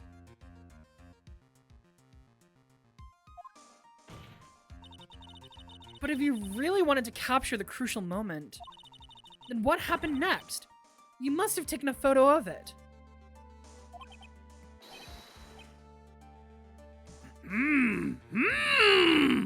Oh! Homer!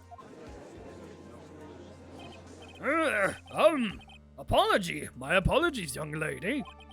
But Miss Faye's assertion is not without a certain amount of merit. He can certainly downplay a situation, can't he? I'm sorry. I'm a very bad girl. Excuse me? I used it all up. The film, I mean. You used up all that? Well, I guess you were taking pictures, quote unquote. You ran out of film? This photo was the last one. What? Unfortunately, that is the truth. I personally examined all the photographs she took that day. All the other photos are the witnesses herself. Of the witness herself playing amongst the wildfire. Wait, what? All the other photos are the witness herself playing among the wildflowers. The witness herself? Then who took the photos? Well, you see, my camera has a timer feature built into it. Also, by the way, this camera is very, well, I don't know. There's something weird about it. So, you took photos of yourself? I remember taking some photos of myself once too. Please, no details. That's fucking crazy. So it seems that Miss Fay's assertion was not so decisive after all. Wait just a minute. Well, if she had no film left, then she couldn't have very well taken more pictures, eh? It's pretty pink. Miss Foster, perhaps then you should tell us about a different sort of photo. Photos of the incident that you took with your very own eyes. Mr. Edgeworth, you're quite the poet. Very well then, let's get back to this cross-examination. Let's hear your thoughts on the fight that you witnessed. Yes, Mr. Judge. Boy, this guy really is a sucker for sweet talk. Ha! Looks like the other kitten in the room is the one that's getting all the attention. Yeah, it's sickening. Don't agree to that. I was using my camera to take some pictures of wildflowers. And noticed there were two people standing on the suspension bridge. Suddenly they started fighting. Ooh, the victim turned around and tried to run away, but she only got about 10 yards before she was stabbed in the back. Huh. The victim turned around to run away, but then she was stabbed in the back. Can we check this? I think from what we've understood, that should not have been possible because the bridge was taken out that day. Because she was standing in the middle of the bridge, and Fawles was apparently standing closer towards the car. So she was blocked off from behind. So why would she do that? I'm gonna say this is it. Witness, your testimony is a joke. Huh? What? But I just... Miss Fay, I thought I warned you not to make the witness cry. One short testimony and two bad contradictions. There's no possible excuse. You say there were 2 contradictions? It's simple. Just take a look at this diagram of the area. According to her testimony, the two of them were in the middle of the bridge. But if they were, and the victim had turned around and tried to run, well then... She would have hit a dead end. You said 10 yards, but she couldn't even ran 5. Because Dusky Bridge just collapsed on that side. Get her! Get her! What does this all mean? It's very simple, Your Honor. This charming little witness told a charming little lie. That's all there is to it. This beautiful young lady has been lying to the court? Just a moment, Your Honor. Mr. Edgeworth. Oh, God.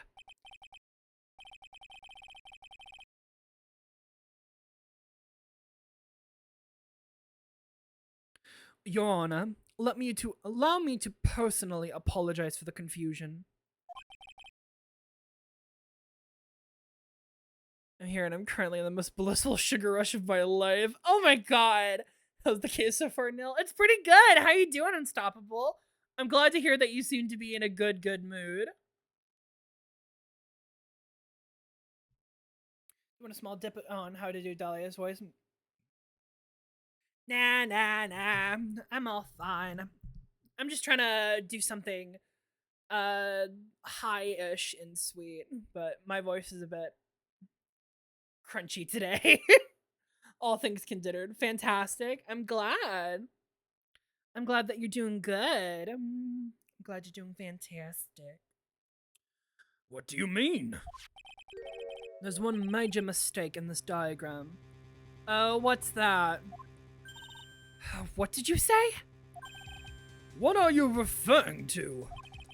It's all because this diagram was made after the incident occurred. It's a very old bridge. We couldn't find any official blueprints of it. So, you're saying... I'm saying that even though this bridge is currently in disrepair, there is no evidence that can prove that the bridge was broken during the incident. Well, fuck. That's ridiculous! You actually can't tell the condition of the bridge from this photo. I apologize to the court for not being more clear when I presented the evidence.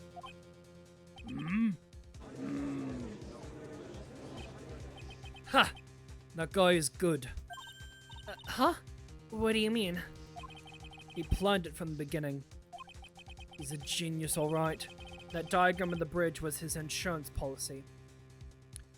That's the Drift we know and love. What? That coward? Well, Miss Faye, it seems you've once again made a reckless accusation. Don't pin this on me. I'm so sorry. I should have been more careful myself. No, it wasn't your fault at all. Now then, shall we go on with the trial? I'd like to establish once and for all what it was the witness actually saw. Indeed. All right, young lady. May I ask you to please proceed with your testimony? But it's so hard to go on. We're all on your side, Miss Foster. There's no need to worry. Just tell us what you saw. God. I don't like this. I don't like this at all. Yes, sir. Running from the crime.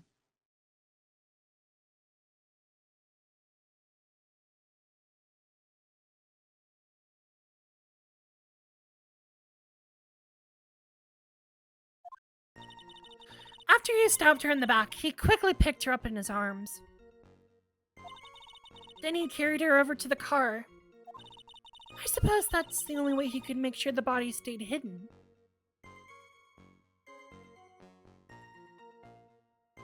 The only way? Girl, just push him in the river, or push her in the river. He couldn't just leave the body on top of the bridge. Oh, I'm sorry. I'm only supposed to talk about what I saw. Witnessing such violence must have been difficult. Yes, sir. My phone is lagging so much. Oh no! Oh, buddy. Get a good area. It also could be. No, I don't think it's on my side. Thank God, not this time. Knock on wood. I'm still shaken up. If he accepts this testimony as it is, we're finished. Don't say that. Oh well. Maybe I'll stop off at my favorite cafe on the way home. They make a really good mocha latte. This trial isn't over yet. Ha! That's what I like to hear. All right, Miss Faye, your cross-examination, if you would please. The contradiction is staring you right in the face, Mia. Go on to the attack.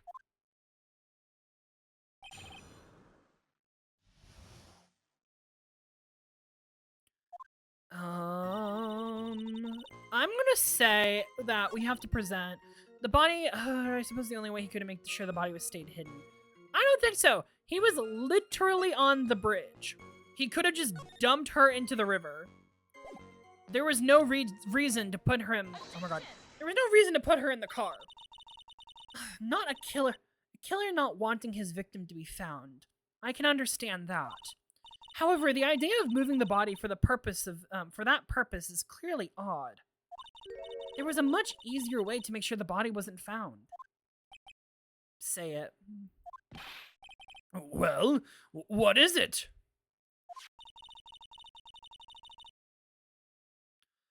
Take a look at the map of the area and you'll see how. There's a river right below the bridge.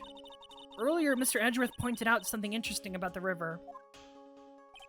For those who are not aware, Eagle River is well known for its powerful current. Most bodies that fall in are never recovered. Ah!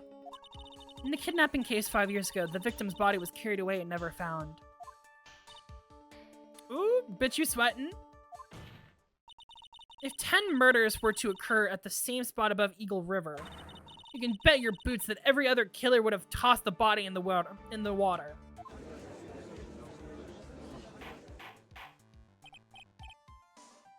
Order! Order! Order!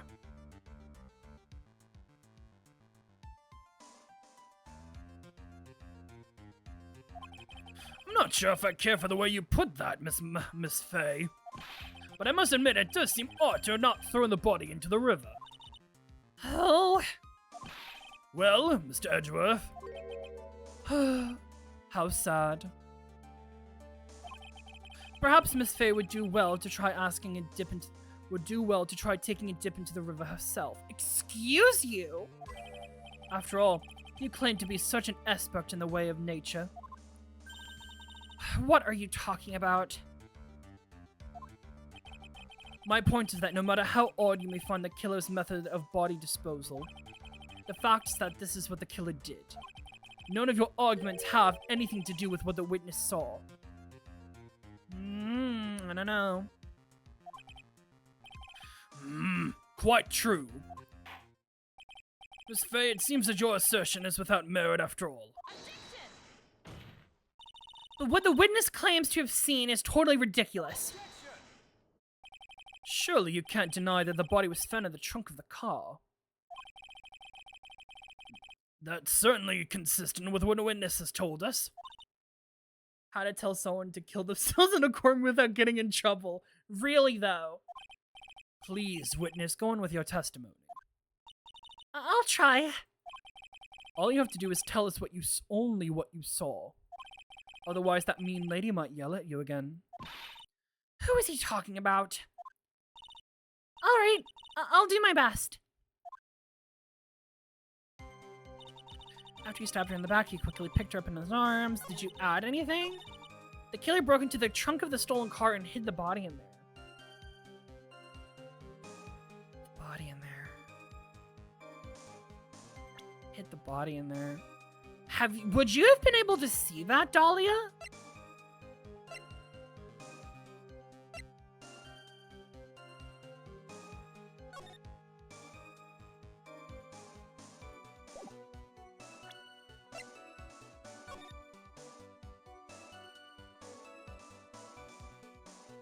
I don't think she would have been able to see the car. You would not have been able to see the car at all.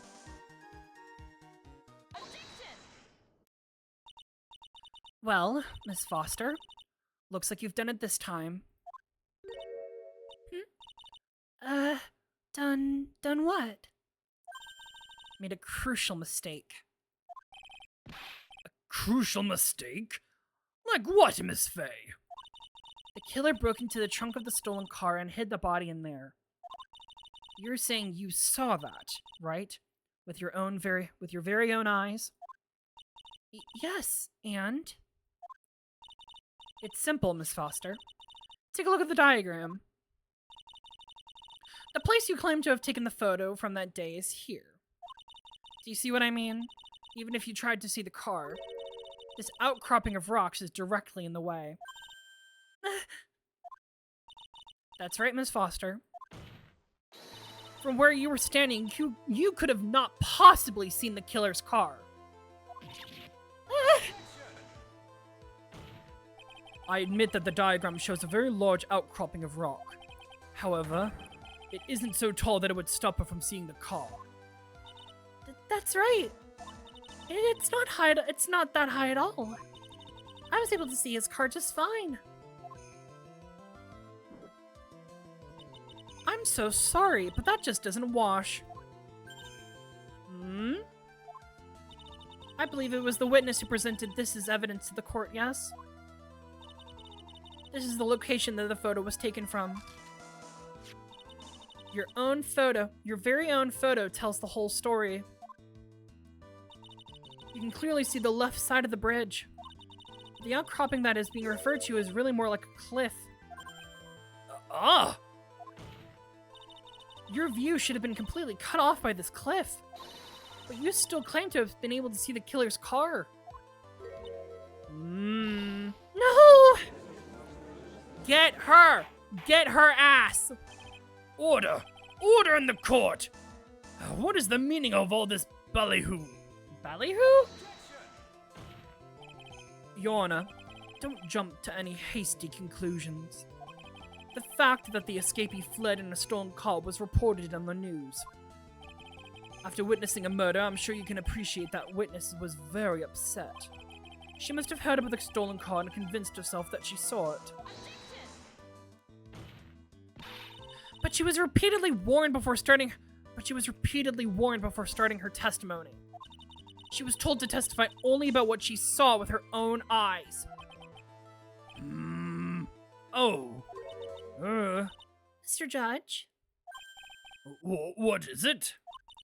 I think I must have remembered things wrong. Hey, wait a minute. You can't just say that.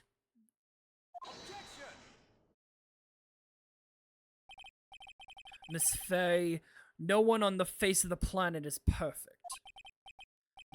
Yes, indeed. Quite true. You know what they say? To err is human, to forgive divine. I hate this lady. It's okay. We all hate Dahlia Hawthorne. I hate her more each time she steps to the witness stand. Yeah, I do not enjoy Dahlia. She is so evil. I'm inclined to give the benefit of the doubt to our witness here. What? That's not fair! Ha! Save the tears for later, kitten. Mr. Armando. Don't look back until the trial is over. Now is the time to go forward. But that wasn't fair! Okay, kitten, you need to relax. Then you need to remember the other kitten's testimony. The killer broke into the trunk of the stolen car and hid the body in there. Did you hear about the Zelda Ocarina of Time Ace Attorney ROM hack that Shoto dropped this week? I did! I actually did see that. I haven't watched any of it, but I did see that it dropped. It looks very interesting. I might have to watch some gameplay of it later, but I have not quite yet. The what? Yeah, go check it out. It looks really cool. I think it's called the Hero of Law, if I'm remembering correctly. Something like that. It looks very cool. There's a ROM hack of that. There is. Let me look it up, and Unstoppable can correct me if I'm misremembering. Nope, wrong button. I think it's called Hero of Law. Yeah, Hero of Law. It was released a few days ago. It looks really interesting and cool. I'm gonna have to check it out later.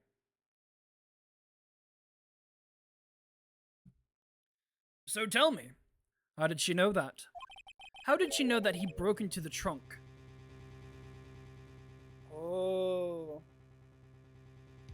Oh, interesting. Guessing a ROM hack for Ocarina of Time. Yes, it is. But it is very much... It looks like it could be from Ace Attorney, though. That's the cool part.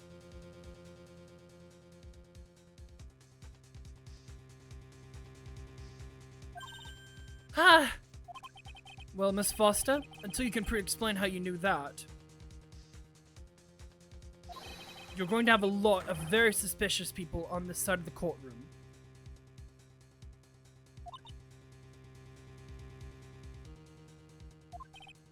Oh, well, witness? Well, I'm certain that he broke into the trunk. Because there were marks left on the trunk lid. How would you have seen that? I'm certain there were scratch marks from where he broke into it. What? Let me see that photo. It's true. These certainly look like scratch marks around the keyhole. It's obvious that this trunk has been broken open. Well, Miss Fay, are you satisfied? No. The judge is on her side. I can't make any mistakes here. What she just said, is there a contradiction in there somewhere? I'll buy it or it doesn't. No, it doesn't work. I can finally move on to the liner for the orb lizard. Let's go! Melissa Foster. It looks like you finally betrayed yourself. What? You said you were in the field taking photos of wildflowers. But even so, you knew about these scratches. The question is when? When did you get a chance to see those scratches?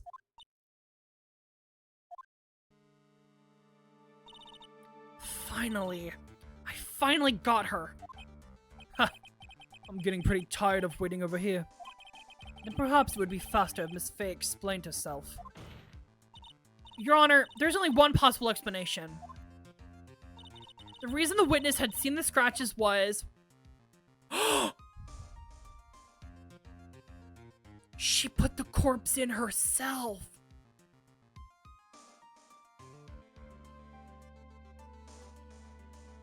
Dahlia, did you put your own sister's dead body into that car?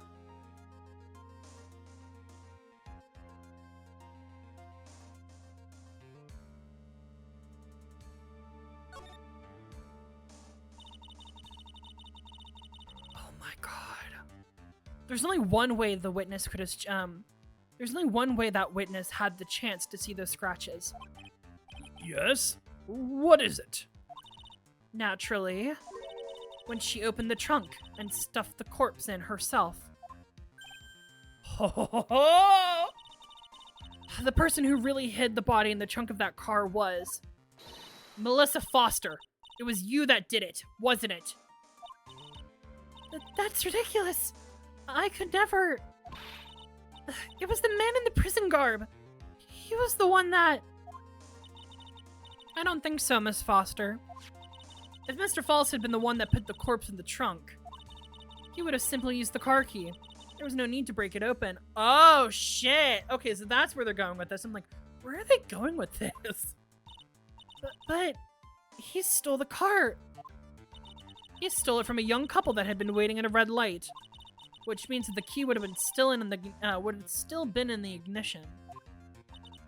Oh, I see.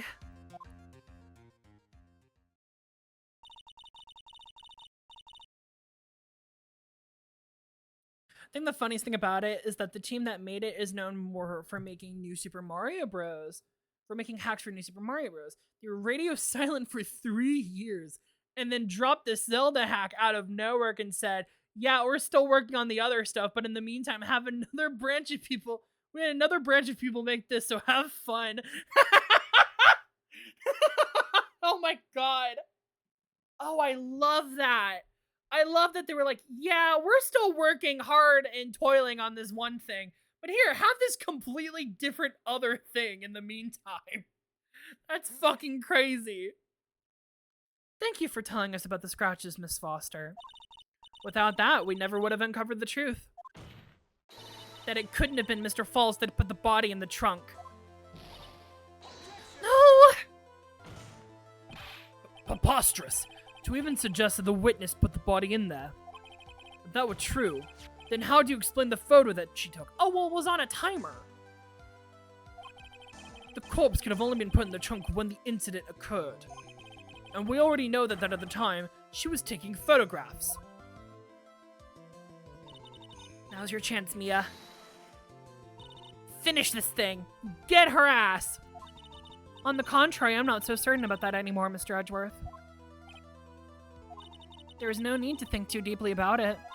What I'm saying is that the shutter for this may have not been pushed by Miss Foster herself. Because it has a timer function. Let's take another look at this camera and see what features it has, shall we? It has a timer built into it, even a mini tripod. Why, it's almost as if she brought the camera just to take this picture. Ooh, get her. What are you trying to say then, Miss Fay? When the crime occurred, Miss Foster wasn't in the field as she claimed. Well, if she really did use the camera's auto timer, the answer is yes, she was somewhere else. Exactly. She was not in the field.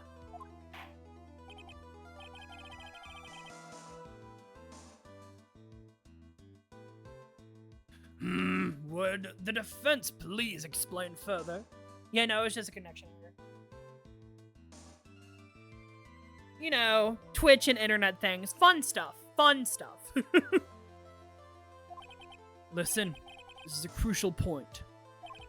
Where was Miss Foster when the incident occurred? In answering that question, we'll also make clear Miss Foster's true identity. Well then, please answer this question. Where was Melissa Foster when the incident on the bridge occurred? Where was Melissa Foster when the incident occurred? Wait a minute. Oh no! I did not mean to click that. Whoops. Naturally, the witness was standing right here. Well, what do you think, Mr. Edgeworth? Before pointing out where the witness is standing, Miss Faye should do something herself. She would figure out where she stands if you catch my drift. Oh, don't worry. The drift was certainly caught. Yes, failure is an excellent opportunity for growth, and I'll try better next time. Well, fuck! Hey, that's my first failure. Let's go! Ah, yes, thank you. Well then, please answer this question. Where was Miss LaFoster at the incident when the incident occurred? Oh, that's the present button, not the other one. She has to be the victim, right? Is that where they're going with this? Because we don't see the victim's face in the photo. Why did they use a fucking explosion effect for that? Because it's great, it's explosions. We don't see the victim's face in the photographs that she took. So that means that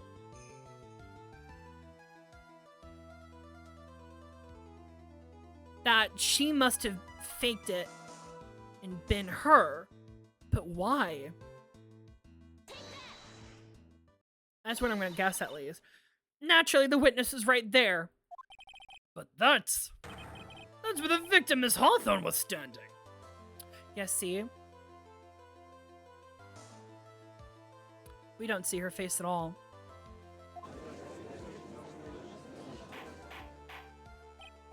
Deltarune explosion .gif.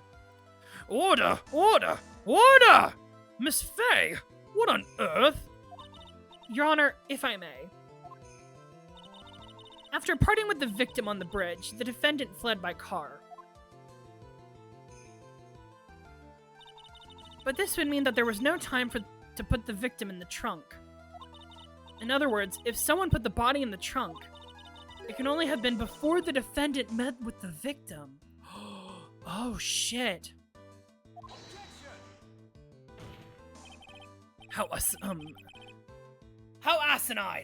Oh, how asinine. Of course Mr. Fawles met with the victim. The only person with the opportunity to have put the victim in the trunk was the same man that killed her, Terry Fawles. You still don't understand, do you, Mr. Edgeworth? By the time the witness photo was taken, the victim was already dead.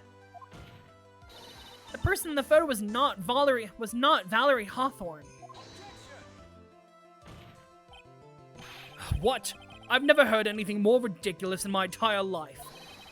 Then who exactly is the victim in this photo? It's obvious, isn't it? It's your own witness. What? It's the only possible explanation. The woman that Miss Fawles met on the bridge was not Valerie Hawthorne. It was you, Melissa Foster. Me? Let's remember that it was raining and foggy on the mountain that day. They are crazy. They're absolutely insane. Mr. Fawles himself believed that the woman in front of him was Valerie Hawthorne. But the defendant knew Valerie Hawthorne very well. After all, she was the woman whose testimony helped to get him convicted. But since then, my client has spent 5 hard years in a federal penitentiary. He couldn't remember exactly what she looked like anymore.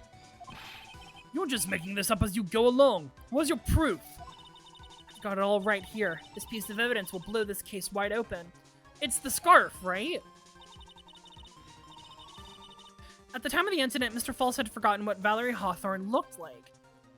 Because of the note, because he asked her to wear the scarf. Wear a white scarf for identification.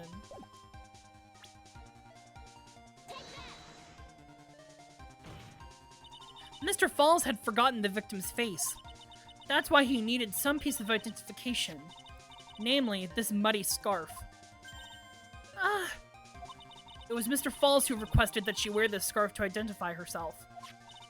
That's already been proven by the note the victim left. In other words, as long as you were wearing a scarf like he had asked, anyone could have pretended to be Valerie Hawthorne. Get her ass. Get her ass. Well, what do you have to say to that? What do you have to say to that, Melissa Foster?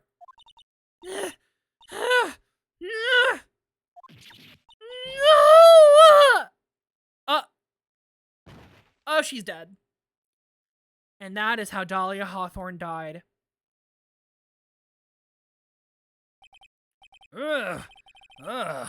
Where's Miss Foster?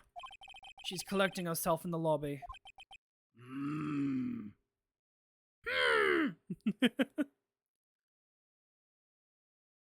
And nothing of value was lost. Absolutely. It's obvious that Melissa Foster did it. She hid the body in the trunk and disguised herself as the victim. She set up the camera to snap a fake photo of them together. The only question is, why did she do it? Well, isn't that obvious? She's the real culprit. Huh. Well, we'll have to wait for Miss Foster to compose herself before we start again. Until then, the court is in recess. The defense and the prosecution are both to wait in their respective lobbies. Yes, Your Honor. Understood. Very well. This court is in recess. Oh, shit! To be continued. Now, the question goes, do I end stream now, or do I continue to try and finish this case? I don't think it's very long. I'm going to try and finish the case. Alright, let us save.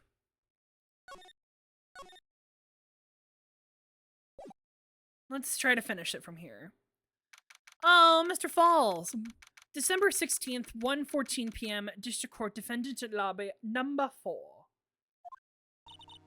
Mr. Fawles, I'm sorry. I'm sorry. I wanted to say thanks. You're real good. You really hooked me up. Thanks. We're almost out of there. Once I prove... What says the max 34 minutes? Okay, good. Not too much longer then. Once I prove that she committed the crime. Yeah, but there's one more big obstacle we've got to get past. God, you are so attractive. Obstacle? Yeah, motive. Why would Melissa Foster kill that policewoman anyway? Motive, huh? Food pic in the server. Food picture, food picture.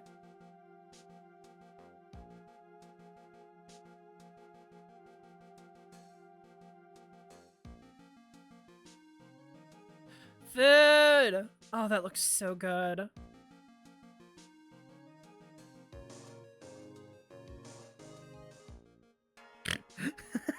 Just saw that picture, Robin.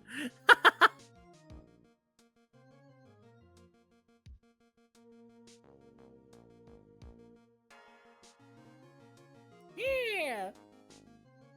It's a Discord server. Feel free to join.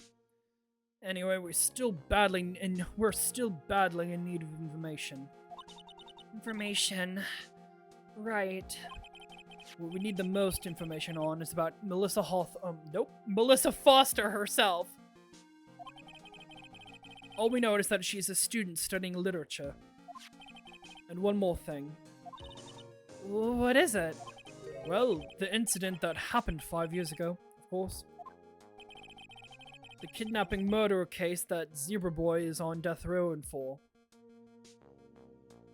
Your comedic shameless fuck is too great. I didn't do nothing. I didn't kill nobody. I never lie. Mr. Fawles, in that case, tell us more about it. About what happened 5 years ago. Oh. Okay. I trust you. That day 5 years ago, I dream of it every day. This picture, it reminds me of everything. Bridge looks same, just like then, 5 years ago. Like it could fall apart any minute. So it had been broken like that for at least 5 years. Ha! Sorry, buddy, but you sound like the one that could fall apart at any minute. It's true. I did. I did kidnap her. 5 years ago, I kidnapped my girlfriend. Oh no. You're another one of Dahlia's victims. Oh no. I kidnapped my girlfriend, Dahlia Hawthorne. How old are you? Hold on. I don't like that. I don't like that at all. Your girlfriend? Huh. Hey, hold on there. Did you say Hawthorne? The victim's last name. Dahlia Hawthorne, Valerie's little sister. Shit, okay. She could have easily lied to him, I can't believe. Oh, yeah. Like she has done with literally everyone else. What? Are you serious? The girl, let her go. Welcome to the family, Spooky Boy. Welcome, welcome. Shut up. Come closer, and I'll kill her. Sorry, but you're not going to get the chance.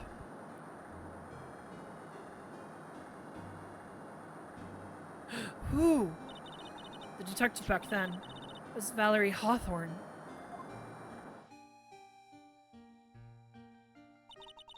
At first I thought shooting someone for a kidnapping was crossing a line, but if it was to protect her little sister, I can understand why she did it. Wrong. No protect sister. Valerie betrayed me. Betrayed us. Oh? Betrayed you?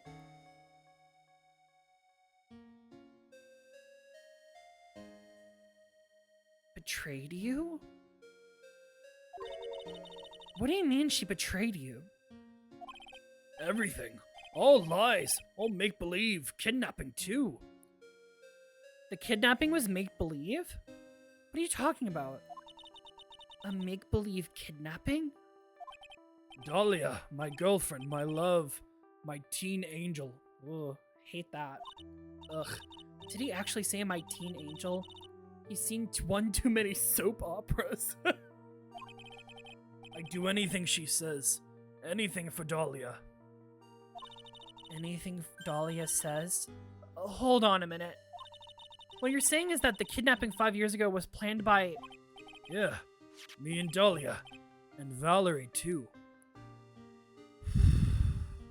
So Valerie was in this as well? Valerie was in on it? Dahlia's family's rich. Jewelry business. We get one jewel. That's what we thought. Me and Dahlia wrote kidnapping note. We sent to her father. Or we sent to her dad. Asked for $2 million diamond. Tell him to make exchange on Dusky Bridge. We tell him Valerie make transfer because she knew detective. Having a police detective in your pocket is a useful thing, alright? In the end, you were planning on splitting the 2 million 3 ways, huh? Yeah, but that woman! She betrayed them. That woman, Valerie, she'd do it for real. She shoot me for real. Me and Dahlia.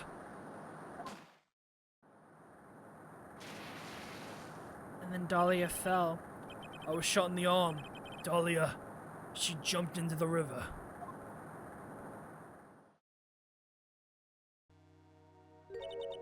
Jump? You don't mean she jumped on purpose, do you? I couldn't do it.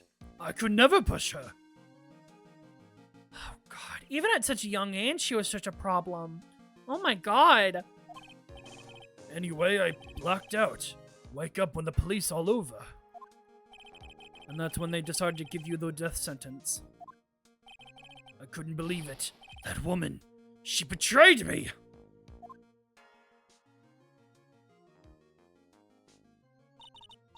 That man. Oh, that man. Terry Fawles, he killed her. He threw her off the bridge. He threw my beloved sister into the roaring river 40 feet below.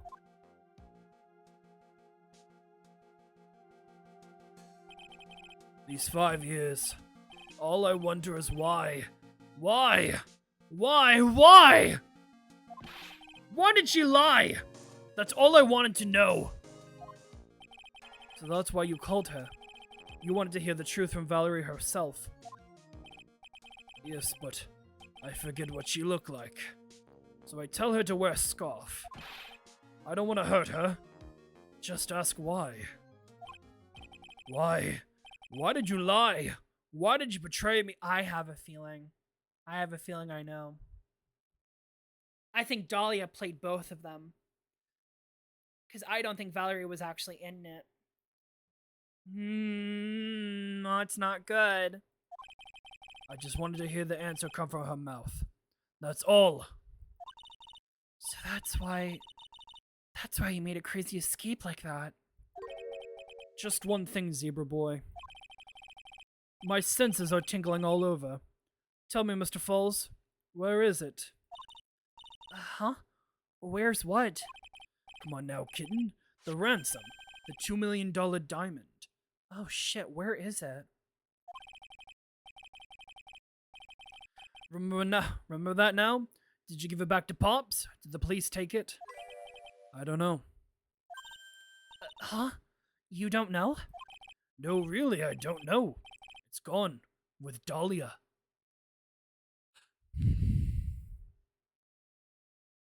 Dahlia tricked it and took all the money for herself, didn't she? With Dahlia? That day on the bridge.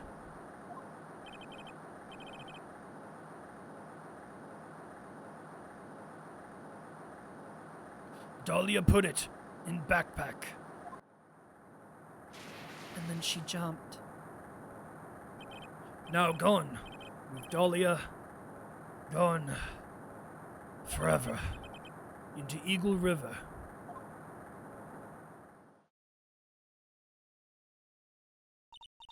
It disappeared with Dahlia, huh? Wait a minute. You can come back now. We're ready to go. Mr. Fawles, just one more question. When you said with Dahlia, do you mean the diamond is still missing? Along with the body of Dahlia Hawthorne? Never found her. My sweet Dahlia. Fucking bitch! They never found her. Swallowed by river. Gone. Dahlia, my teen angel. Your teen angel? How old was she anyway? She was 14, we know this. Just 14. Which is creepy. Weird.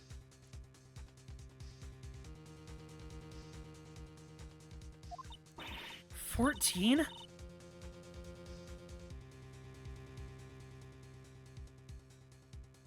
I noticed you have followed down their accounts very... Huh? Wait, what? 14? I guess you were robbing cradles before diamonds. Damn! Oh, that's an awful statement. Oh, I hate this. Damn it, it's like fucking, it's like what's her name all over again. It's like, oh my god, what's her name? Blondie from the circus.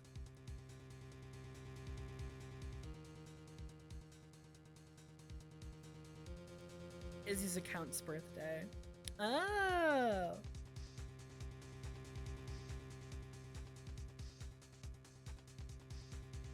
Oh shit. Regina. Yes. Yeah, Regina. It's just like Regina all over again. God damn it. Oh my god, that was so weird. This is even worse. Also, I did not realize that, Izzy. Fuck yeah.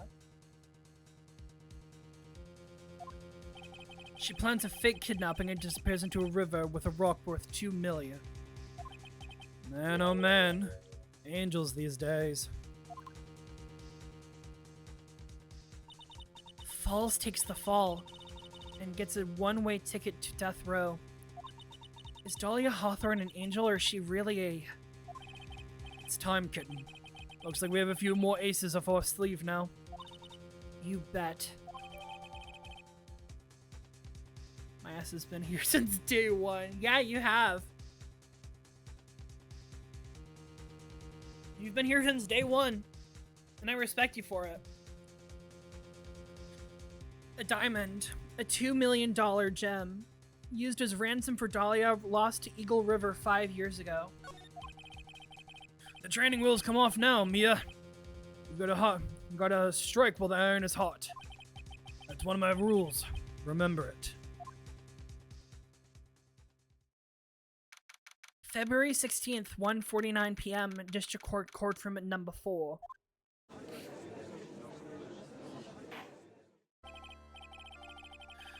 Now then, let's continue with the trial of Mr. Terry Fawles. Witness, are you feeling better? Yes, Your Honor. I could have been here since 2023. I know! That was the same year I started streaming. Yeah, it's been 2 years. I know! I know! The passage of time is crazy. We've been here for a long fucking time, Izzy. Feels like less than one. Nope. It has not been. Yes, Your Honor. I'll try my best. You're a brave young lady. Not this again. I can understand a defense lawyer wanting to get her client off the hook. However, to try and pin the crime on an innocent student is... I keep saying this, time stopped after 2020. It really did, though. It really did, Robin. Yeah, that's 100% true. I don't believe we've actually gotten out of 2020. OG adjacent, even. Yeah. I'm OG-ish. You were here really early. I do know that. What are you talking about? My witness is not the person on trial here. She is an innocent bystander who witnessed a violent crime. That's all. Stupid mobile won't let me see what I followed. Oh no! I can check. You've been following since April 11th. You've been following me since April 11th.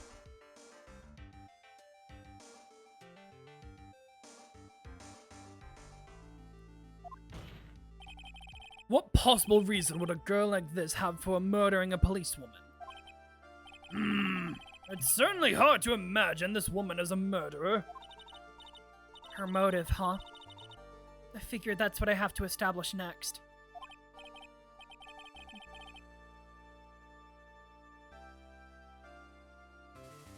Well, Miss Faye, do you have any evidence of a motive? Yes, of course. I think. Ha! You're still acting as tame as a kitten. Mr. Armando. Listen, a lawyer is someone who smiles no matter how bad it gets. Oh no, it's her fucking motive. Oh no, it's her fucking... It's her motto. She got it from him? Oh my god.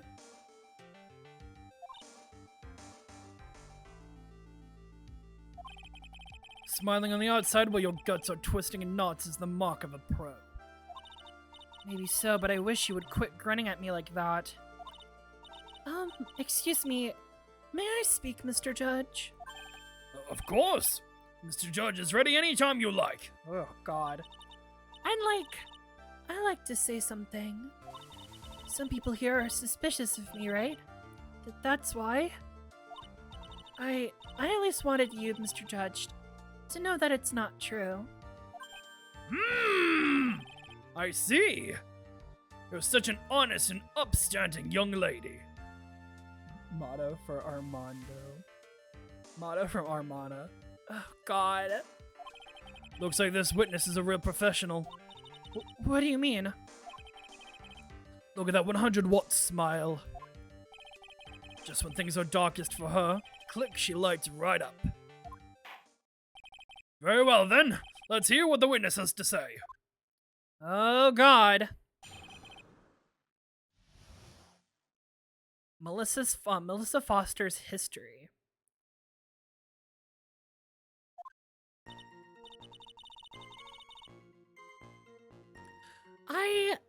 I was out of the country until the year before last. Until I entered college, I had never been to Eagle Mountain before. And I certainly don't have any reason for wanting to hurt a police officer. Holding a grudge and killing the officer who testified against you 5 years ago? Or kidnapping a poor girl? I just think the defendant is a terrible, horrible monster.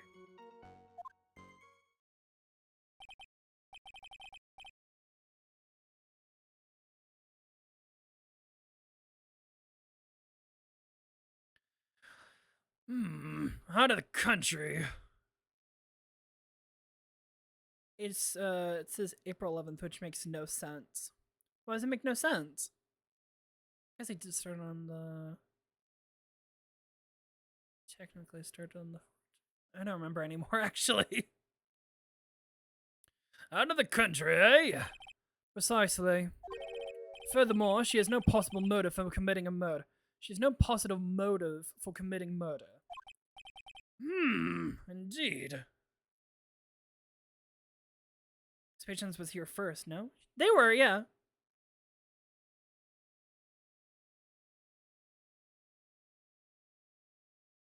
Wait. 11 is less than 20.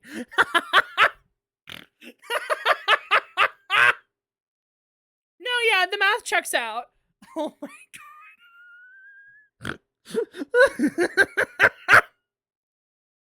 Oh my god. Indeed. You're up to bat, kitten. Sharpen those claws and put on your best smile. In my defense, Paige Time made it sound like Paige Time was like, you're like 4 years before me. No, no. You guys were pretty close. It was a week and a half. It was, yeah. Because I remember my first stream ever on Twitch was, I played, for the first time ever, I had played hardcore mode on Minecraft.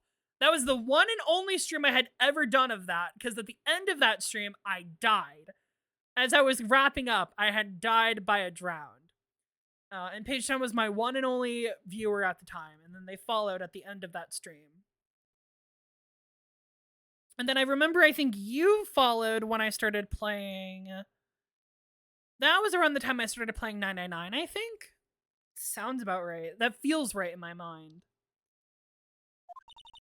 And now here we are, 2 years later, still doing this shit. I'm glad you're still here, Paige Town. I really am. It's always a joy to have you here. Somehow I have to tie her to this case.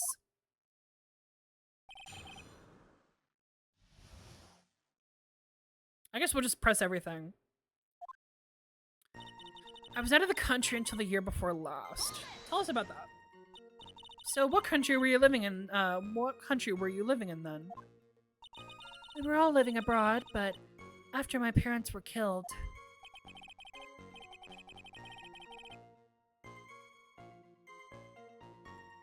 Wait, what? It was a brutal civil war.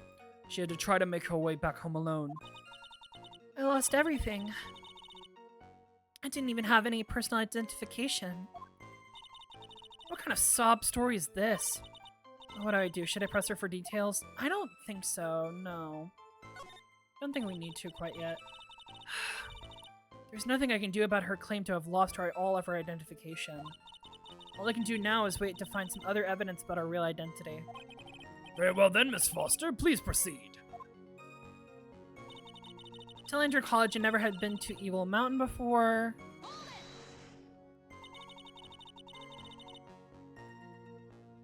So what made you decide to go to Eagle Mountain anyway? I just love being outdoors. Picnics, hiking. You know, that sort of thing. That sort of stuff.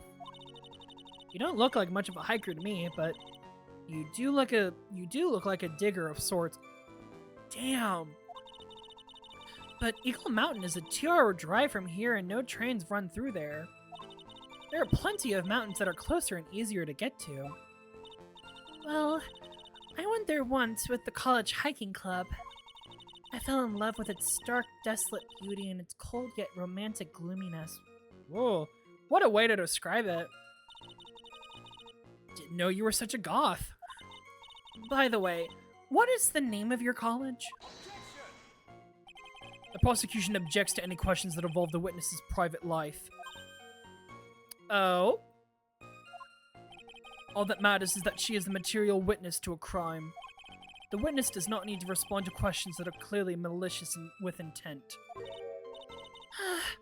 Thank you. She's really gone too far. She asked where you went to college. Miss Fair, you're treading on thin ice here. I hardly said anything. Talk about sensitive. I certainly don't have any reason for wanting to hurt a police officer.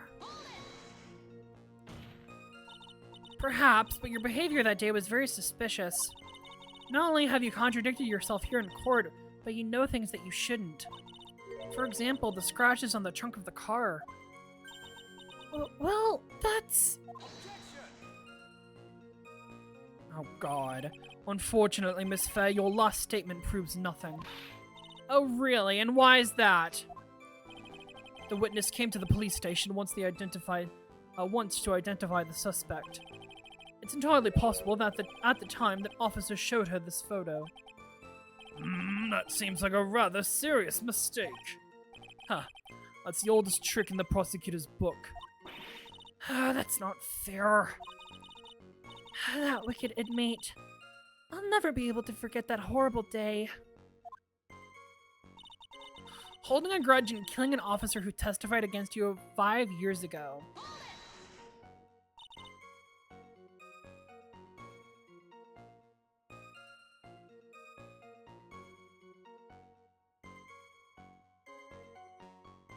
A grudge? Well, the policewoman's testimony was crucial, wasn't it? Crucial in getting the defendant sentenced to death. Yes, and that's precisely why he harbored such deep anger against her. So much anger that he forgot his own guilt.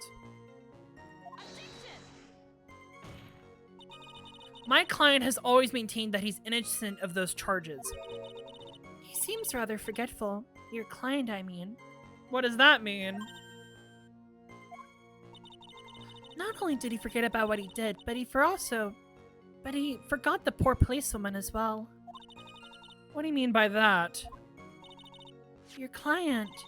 He forgot what the detective looked like, right? How do you know that? It's too bad for her that he didn't forget about her testimony as well. Well, she's right about that. Mr. Fawles is kind of forgetful. Press harder! You said he forgot what the detective looked like. What do you mean by that? Oh, he couldn't tell who she was without some identification, right? Right. That's why the victim was wearing a scarf as identification.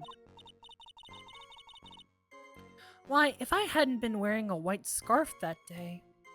Oh, if I had been wearing a white scarf that day, then he probably would have tried to kill me. That's true. He's clearly a bitter man. This is bad. Mr. Fawles' reputation, it just keeps getting worse and worse. Something is best not to poke too deep. What should I do with that last statement? Add it to the testimony. That seems suspicious. Your Honor, what the witness just said now was just tremendously important. I'd like it added to the official testimony.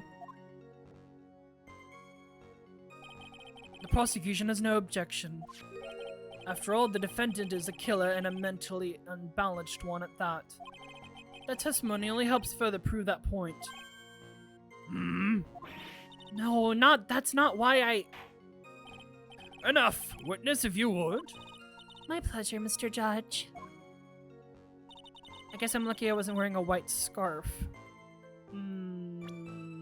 But how would you have known that without knowing the victim beforehand? That's what I want to know.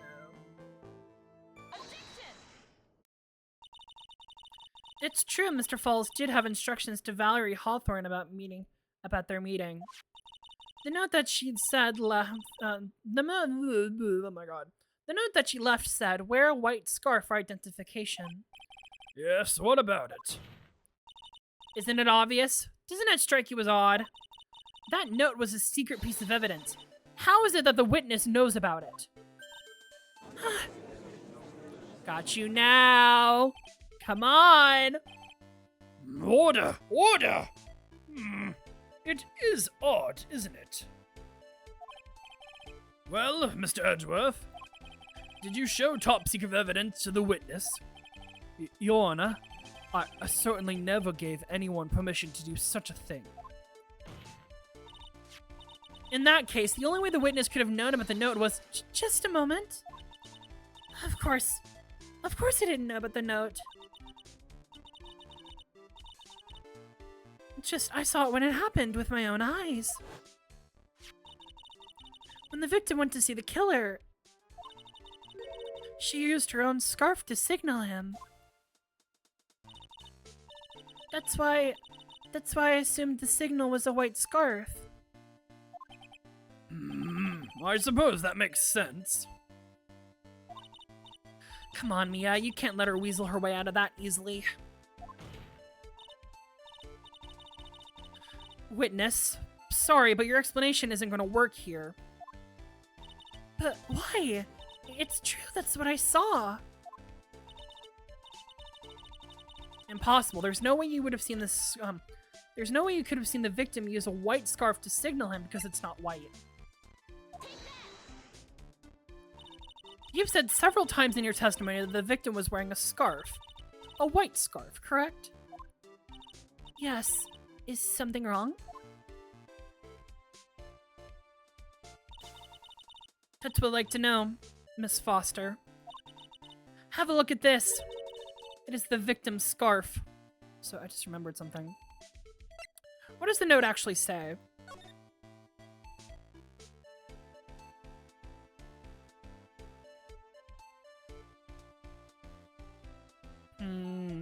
Tell her this time the whole truth must come out. Okay. I couldn't remember. I'm sure people would disagree about what to call this color. However, it certainly is not white. You knew exactly what the note said. She knew the contents of the note. No! It says, wear white scarf for identification. That is the reason why you said it was white.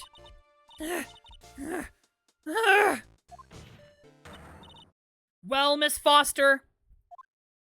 No!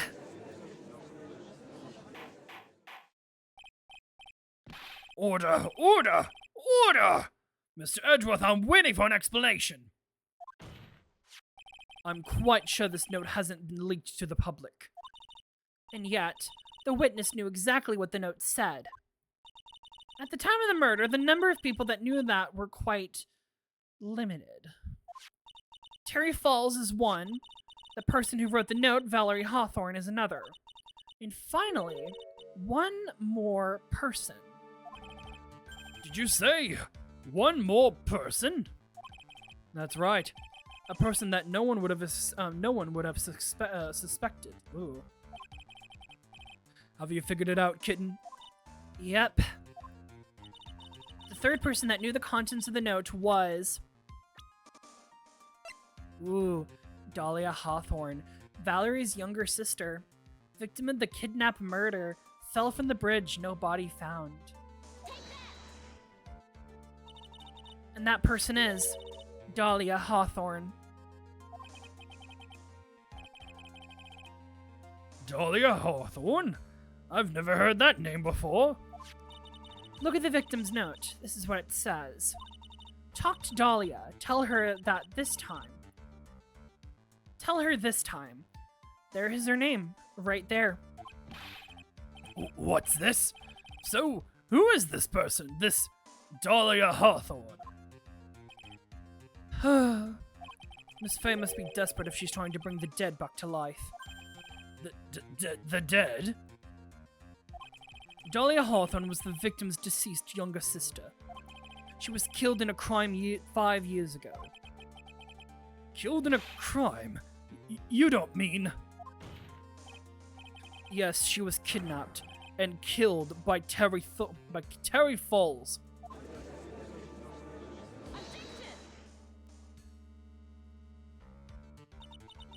You said she was killed, but was she really?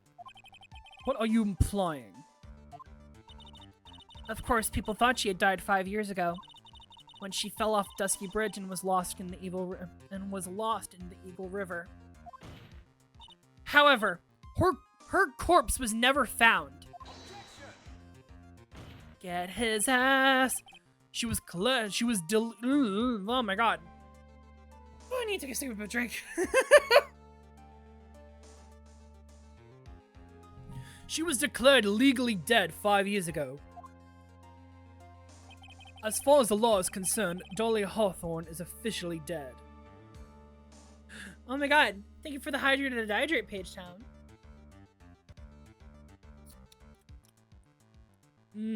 Take a sip. But the fact remains that her body was never recovered.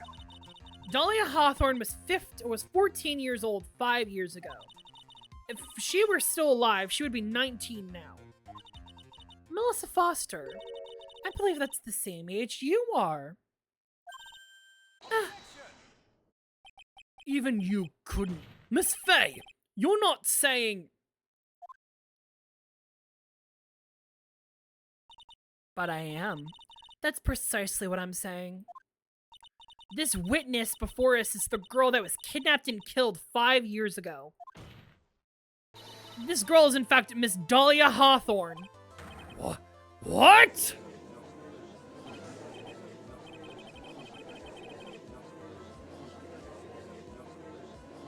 You say this took me best of the past 10 minutes just to get word. Yeah, no, I've just been talking for a while. I've been yapping. As we do here. Nice work. I was like tossing a grenade into a 3-alarm fire. What the fuck is a 3-alarm fire?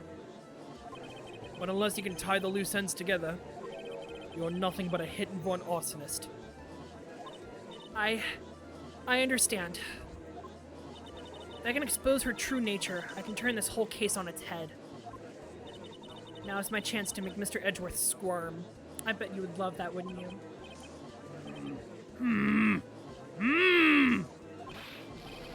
Witness, just who are you anyway?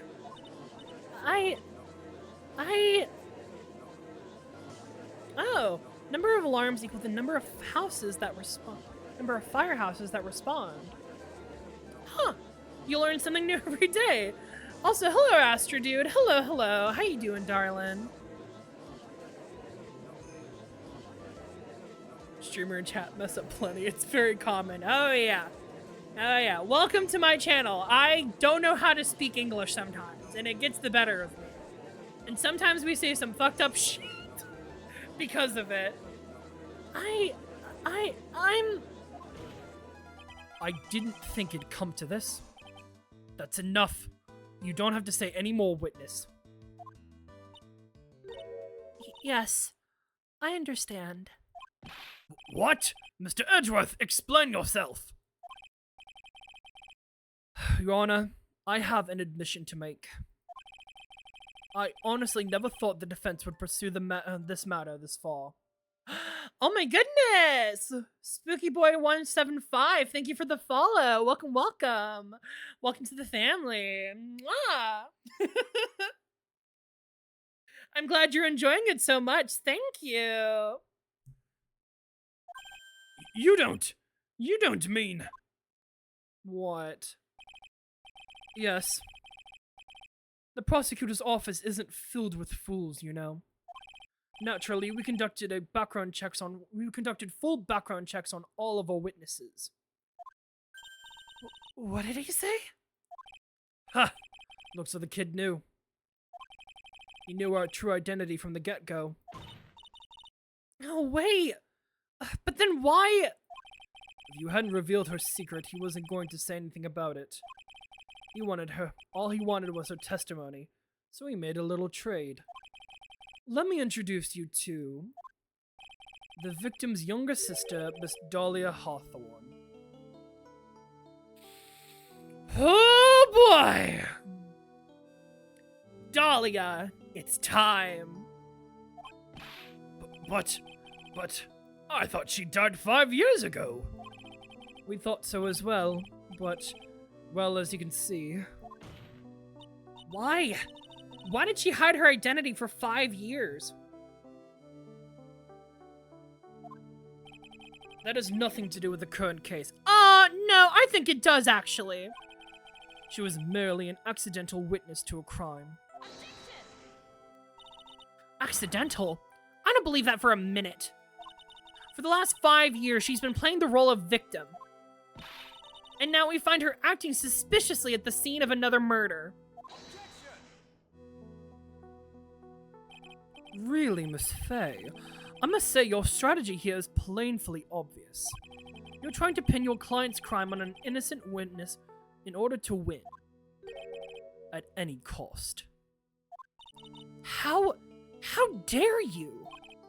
Please, let's take a moment to think. 5 years ago, this girl was kidnapped and nearly killed. You should, because I'm here. Yeah, Izzy's amazing.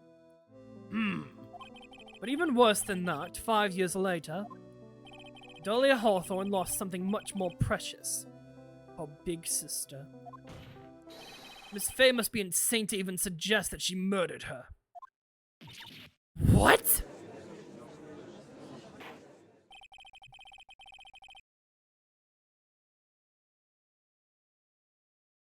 I'm inclined to agree with the prosecutor's logic. I will be peak content once we play data everything. Oh yeah. Once we finish the Ace Attorney and once we finish the trilogy and we go over date everything, it should be great. Should play music again. Maybe I will. We'll see. We'll see. Miss Faye, do you have any evidence to back up your assertion? What possible reason would this witness have for killing her beloved sister?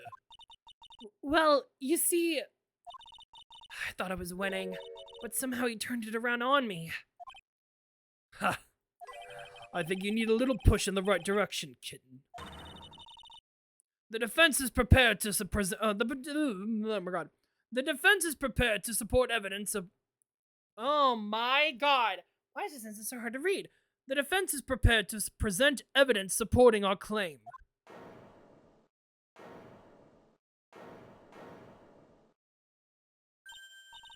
That wasn't me. That was this guy. This crazy coffee addict. I think we've heard enough empty threats from you, old man. Ha! What makes you think you're empty, boy? Besides, your protege looks like she's sweating bullets. Ugh, I am sweating bullets. You think you're in a tough spot, huh? Of course, aren't I? No. You've just arrived at the moment of truth. Truth, that's all. Whether you win or lose, that's all up to you. Up to me? The rashness of youth, how charming. Bitch, aren't you younger than Maya right now? Mia? God damn it, wrong person. This is coming from someone younger than me. Now then, let's not waste any more time. Miss Faye, what motive would this witness have for murdering her own sister, Valerie Hawthorne? I don't think it's this quite yet. Well, this says talk to Dahlia, tell her this time the whole truth must come out. It's gotta be the note again, right? The story starts after Terry Fawles escaped. He called Valerie and told her he wanted to meet her. This is the note she left. It says, talk to Dahlia. Tell her this time the whole truth must come out. Valerie Hawthorne gave Dahlia a warning. She told her she was going to reveal the world the whole truth. The whole truth? There was a dangerously important secret between Dahlia and Valerie. That is the reason Dahlia felt she had to kill Valerie. To keep her mouth shut permanently.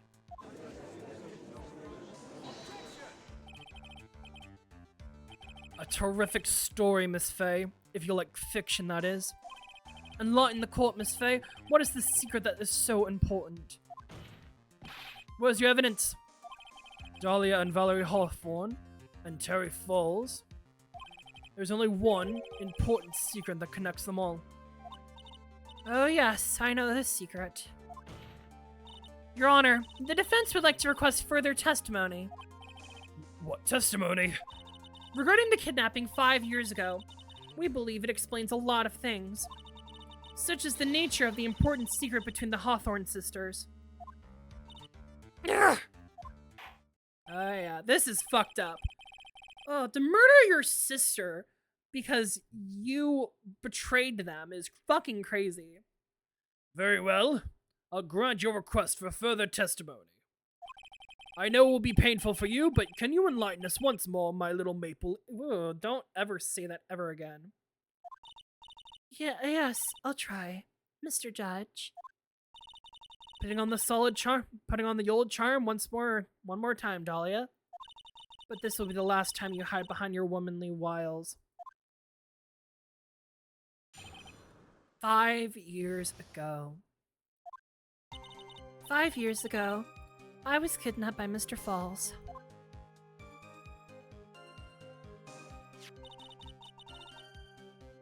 The ransom price was a raw diamond. My sister, Valerie, brought it to the bridge. If someone calls someone their little maple leaf, that's a red fucking flag. Absolutely, Robin. That is crazy. Don't ever do that. After she made the exchange, she shot Mr. Fawles in the arm.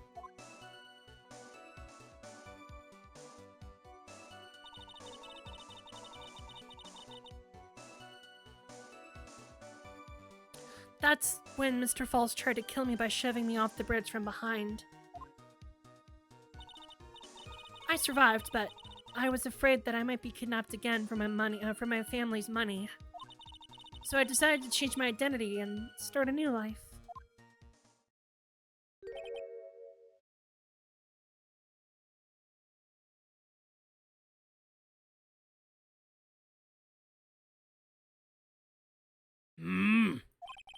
The kidnapping left her emotionally scarred. With her sister's help, she left the Hawthorne family and started all over again.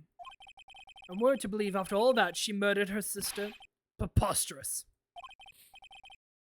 Thank you, Mr. Edgeworth. Miss Faye. Yes, Your Honor. As you have heard, the witness is still traumatized from the kidnapping. I'll ask you again to be extremely gentle with your cross-examination. Mr. Edgeworth got the jump on me again. Ha! If we're not allowed to fight, then let's twist some arms. Listen up. We still got that info. That ace up our sleeve. What info? Come on, kitten. Don't say you've forgotten already. The fact of the kidnapping 5 years ago was staged. Right. We're the only ones in the court who know that right now. Well, us and Dahlia. That's right. It was a fake kidnapping. Terry Fawles told us that in the lobby. I'll do anything she says. Anything for Dahlia. All you're saying is that the kidnapping 5 years ago was planned by Dahlia Hawthorne. Me and Dahlia. And Valerie, too. Yes, that's it. The fake kidnapping is your best shot, Mia. That's her secret. Also, there was something weird about her testimony.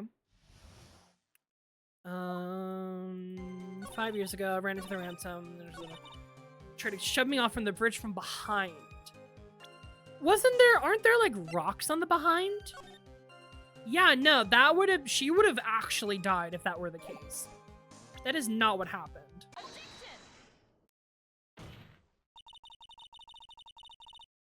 You say that Mr. Fawles pushed you into the Eagle River. However, that's hard to believe. But it's true. I felt a push on my back. I'm certain of it. It was Mr. Fawles. I'm sorry. I guess I wasn't clear enough. I shouldn't have said that's hard to believe. I should have said that's impossible. Impossible? I asked the court to recall the condition of Dusky Ridge. Now and 5 years ago. That bridge hasn't changed one bit in these last 5 years. If someone had pushed you in from behind as you have claimed, instead of being carried away by the river, you would have been smashed by the bedrock below. Yeah. A most certain death. Do you understand now, Dahlia Hawthorne? The very notion that my client pushed you from behind is impossible.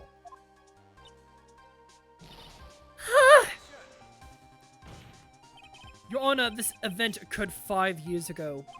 Why, for all we know, the water level in the river may have been higher back then. But it's 40 feet from the bridge to the river. A small change in the water level wouldn't have made a difference.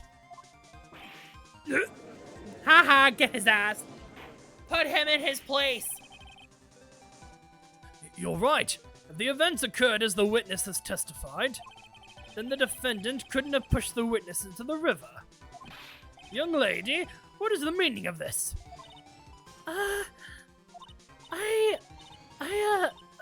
You see, Just a moment, Your Honor. It's true that the witness testified that the defendant pushed her into the river. However, she never stated that she fell from the back end of the bridge. What do you mean? After being shot in the arm, it's possible that Mr. Fawles had panicked. Therefore, he could have unwillingly pushed her off to the side of the bridge.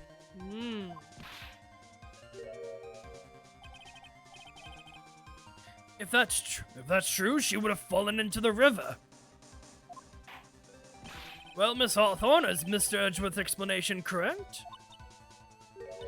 Now that you mention it, I do remember now.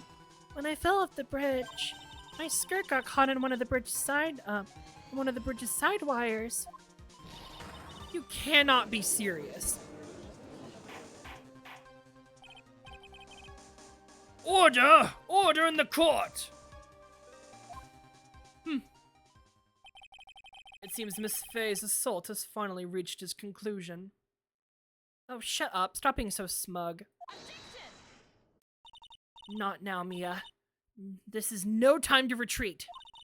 Unfortunately for you, this is just the start of Miss Mia. I'm gonna bash my brain on this mic. This is just the start of Miss Faye's assault. What? I believe your reasoning went something like this, Mr. Edgeworth.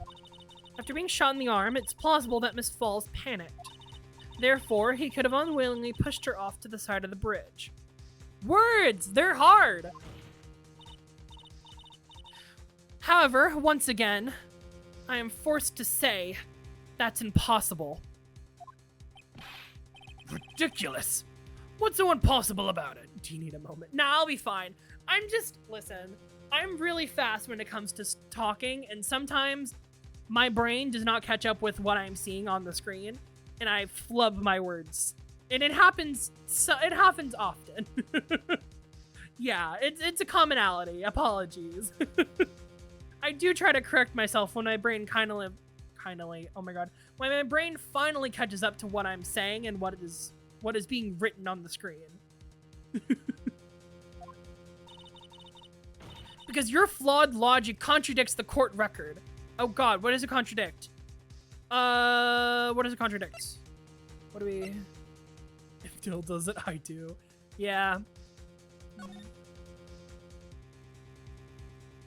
This is a a high fucking wire. I find it hard to believe that you could accidentally push someone behind. Yeah, no, it's gotta be this, right? Your Honor, all of the answers are right here in this photo.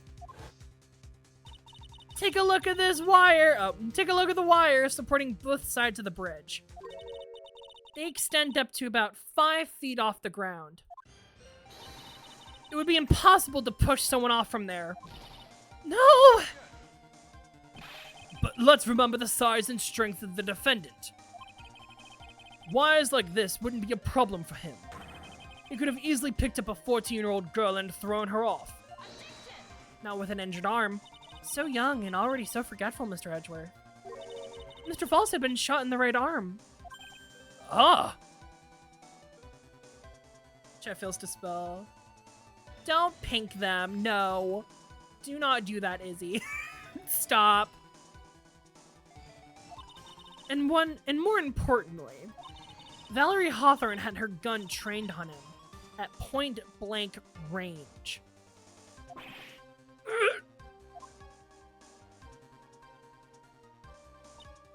So, Mr. Fawles throwing the witness off of the bridge? That is clearly impossible. Ah! Get his ass. We're gonna get his ass. Order! Order! What is the meaning of this?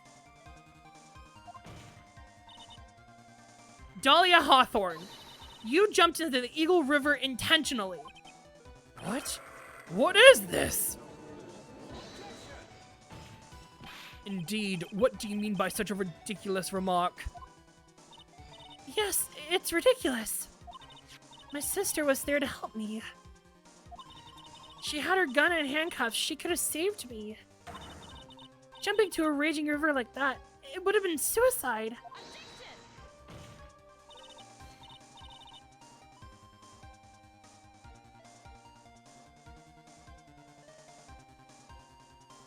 Perhaps, but still, that's exactly what you did.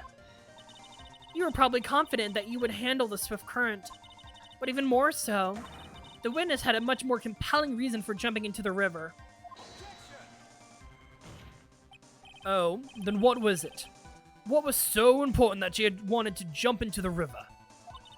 The witness was still alive. This fact alone explains everything. This is why she risked her life by jumping into the rapids of the Eagle River. 'Cause of the diamond.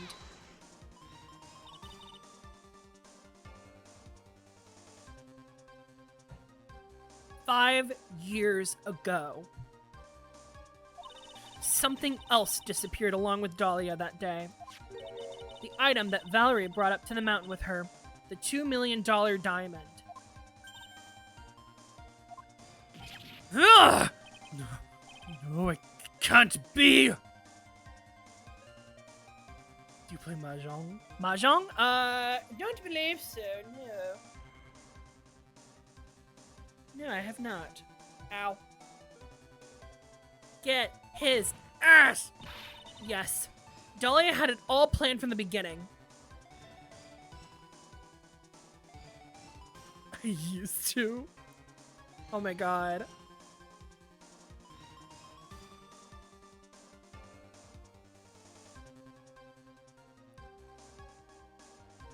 The tile matching it. Oh, this one.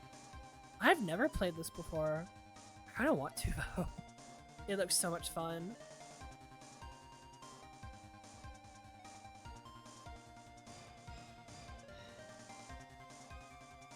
Sorry about that.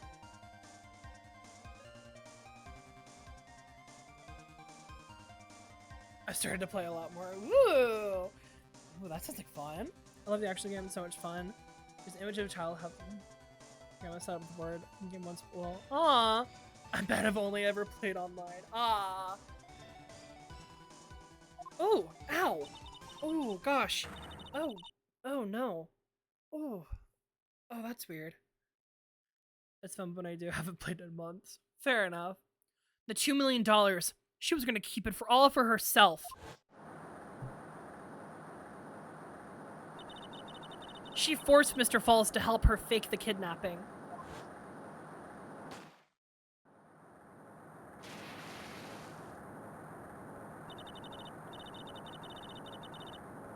Are you okay? I'm fine. It was just my arm, for some reason, had like a twinge of pain for a second. I think it's fine though. I need to stretch it out. At the last minute, she betrayed him and threw herself into the river, with the ransom tucked away safely in her backpack. Why, that's simply ridiculous!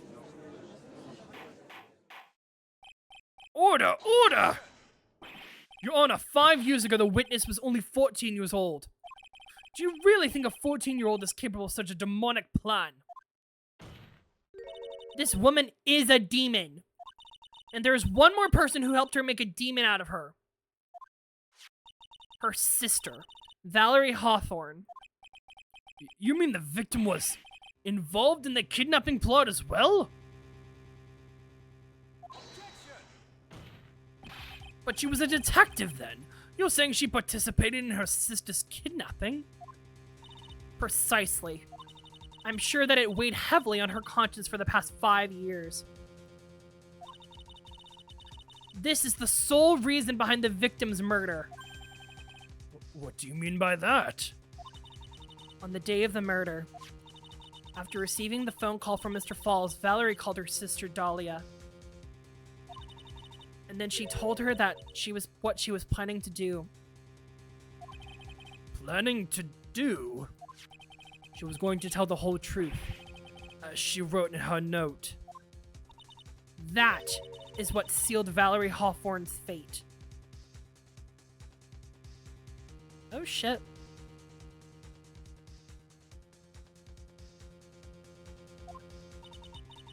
That is when you hatched your demonic plan to kill 2 birds with 1 stone. All a plan that would ensure neither your accomplices to the kidnapping would talk. And that is why you killed your sister Valerie Hawthorne. Come on. Go apeshit, Dahlia. Who was that? Laughing at a time like this? There she is. Forgive me. It's just hilarious. Witness? Is that you? You amuse me, woman. Miss Mia Fey. Can certainly weave an exciting tale. Naturally. You have the evidence to back it up, don't you? Evidence? Oh, yeah, that's where they're gonna get you.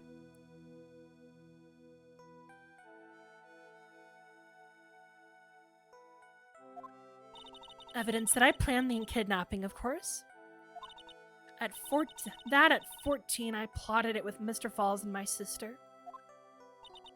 Well, and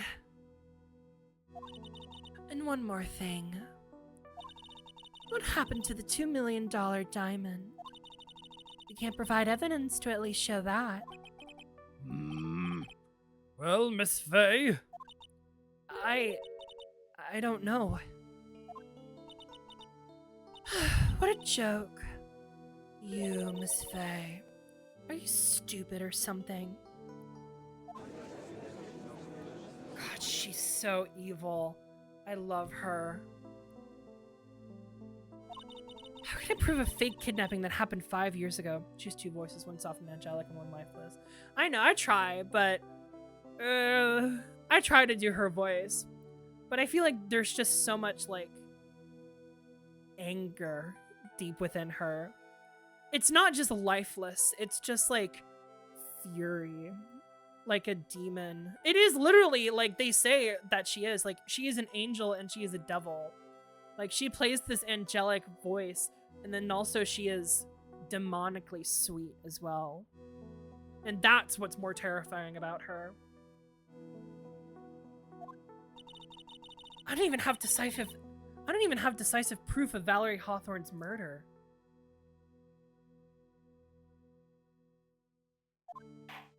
I'm gonna start saying that all the time. You're welcome.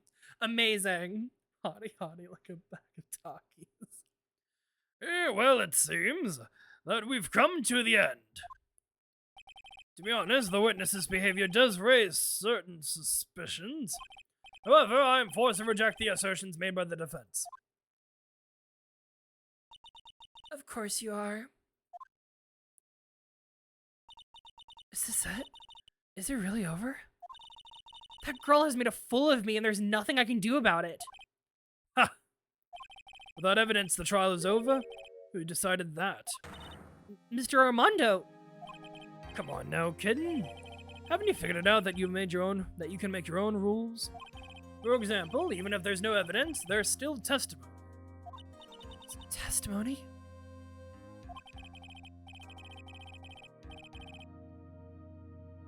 On the day in question, Dahlia Hawthorne murdered her sister, Valerie Hawthorne. She hid her body in the trunk of Mr. Fawles' stolen car and then went to meet with him, disguised as her sister, Valerie Hawthorne. That is what you think, right?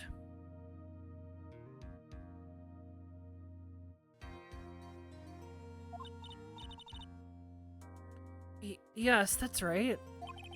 In that case, there's only one answer, right? There's only one person left who can testify about Dahlia Hawthorne's murder. Are we gonna get Terry in here? Since there's no proof, there's only one thing left I can do. Who is the one person who can testify to that demon woman's crimes? Terry Fawles.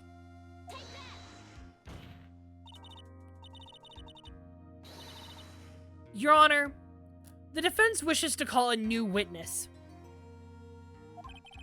A new witness? Yes, we would like to hear the testimony of Mr. Terry Fawles, The defendant. There's only one person that can shed any further light on the situation. Only one person who knows what Dahlia's role in the kidnapping was. Welcome back. Sorry for the ad, JL. Only one person that can say whether or not... that can say whether the person in the photo is Valerie Hawthorne or whether it was in fact her younger sister Dahlia disguised as her. There's only one person who can solve this riddle once and for all. And that person is... Terry Fawles.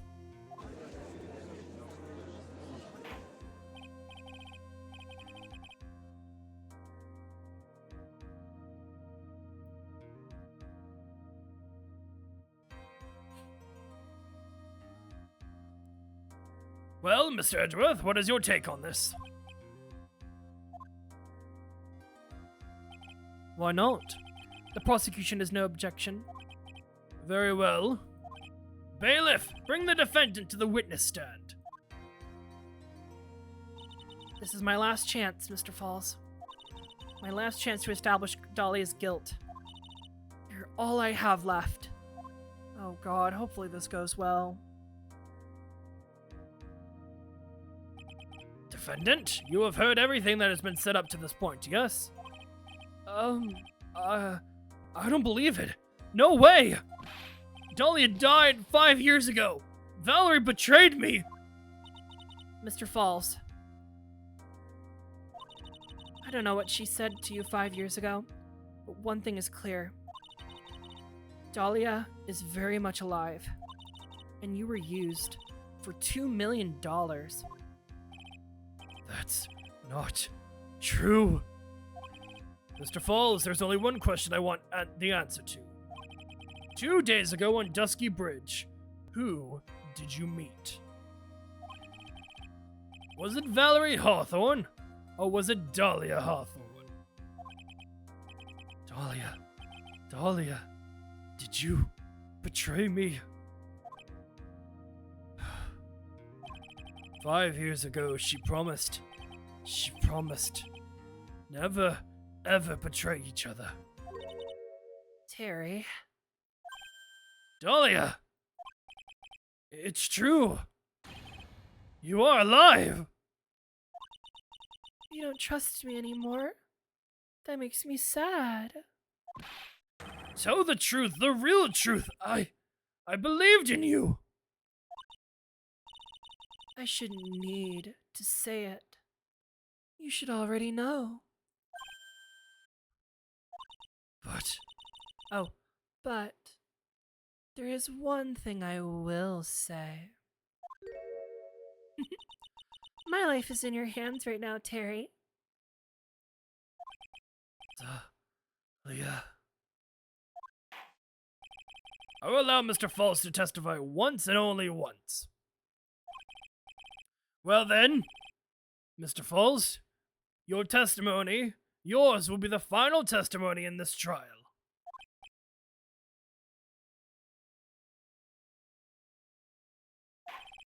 Witness! Ah! Eh! Oh, I'm sorry. I apologize. Water. Please. Water. Huh? God, Chuck. Need water. Huh. Well, I guess I'll have to get my oh, well, I guess it'll have to be my coffee instead. At least it'll match the way he's probably feeling right now. My keyboard did not like me willing someone to die. Finish drawing, I'll share in Discord. Hell yeah! Darker and better than hell itself.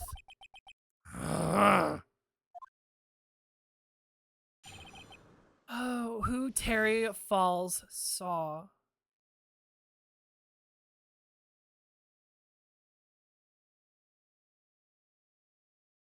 Alright. That day, 4 p.m., I stopped the car. I was in front of the bridge.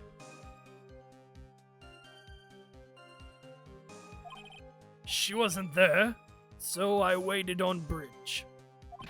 I watched my car from bridge. I never put nobody in that car. Finally, one woman came. She stood in front of me. We talked, and then she left. That was Valerie, not my Dahlia.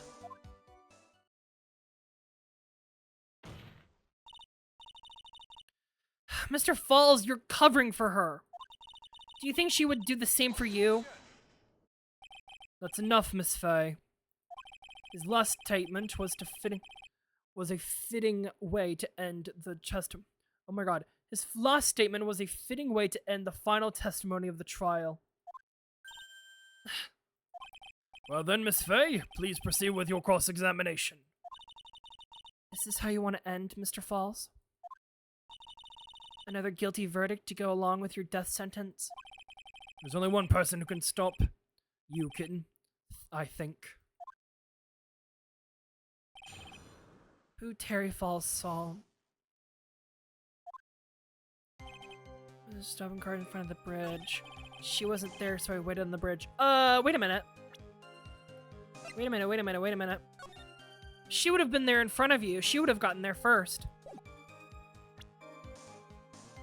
You did not arrive first. You arrived second. So when you got to the bridge, no one had arrived, huh? So you waited on the bridge. You're sure of that? Yes, I am sure. You're sure, huh? Well, then I'm sure too, Mr. Fawles. I'm sure that you're lying. Oh god, are you good? Oh, I would love to hear your rationale for this, Miss Fay. You want to know who arrived at the bridge first? Just look at this photo. It's perfectly clear. Obviously, the person that came first would have been the one at the end of the bridge, right? But that's the victim at the end of the bridge. Precisely my point. In other words, Mr. Fawles, you must have arrived at the you must have arrived at the bridge after she did.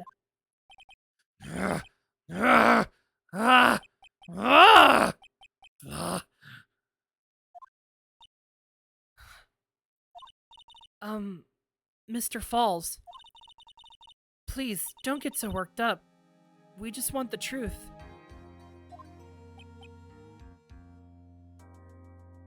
We just want to help you. I got there around 4 o'clock, it's true. I had somewhere else. I had somewhere to go. A special place. Did you go to this special place before you went to the bridge? Yes. It's an old temple about 15 minutes from the bridge. 5 years ago, me and Dahlia, we promised each other. We swore we wouldn't betray each other. She brought me a memento to represent our love. Oh no. A memento? 5 years ago, I hid it under the base of a tree there. Oh no. Oh no. It's a special memory for me. This is it. This is what I went to get. This little bottle on a necklace is your memento. It's quite charming, but it looks empty. It looks empty?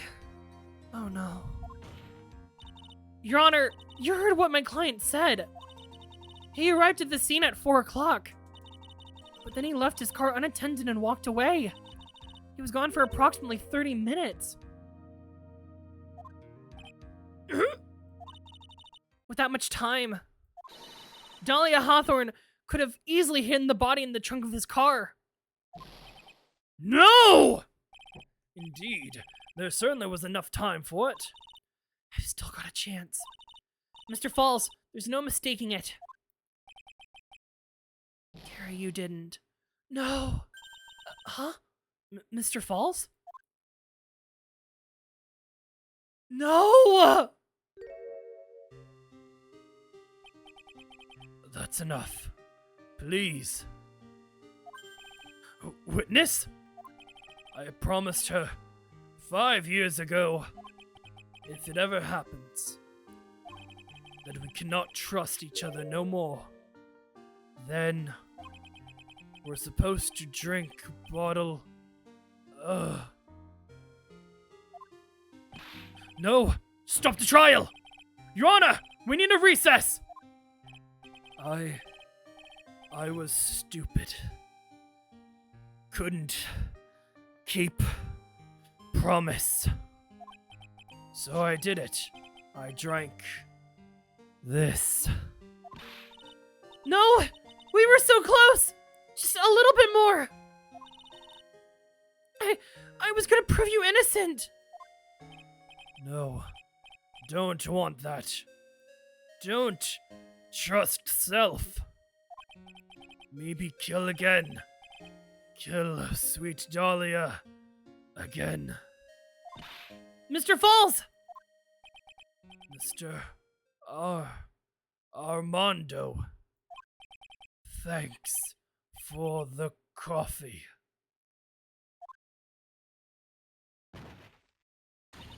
Mr. Fawles!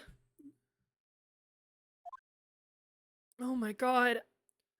Oh, I feel sick to my stomach. Oh no.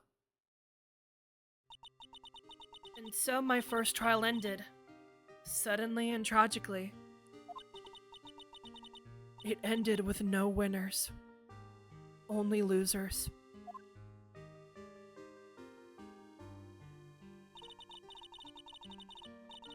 I ended with my wound that cut so deeply into my soul. I thought it would never heal. I'm sure it was the same for the young prosecutor as well.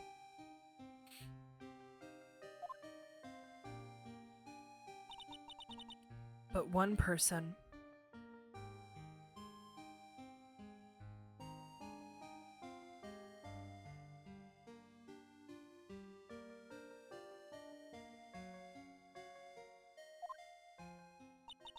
The true criminal, Dahlia Hawthorne. She left the courtroom with a secret smile on her demonically sweet face.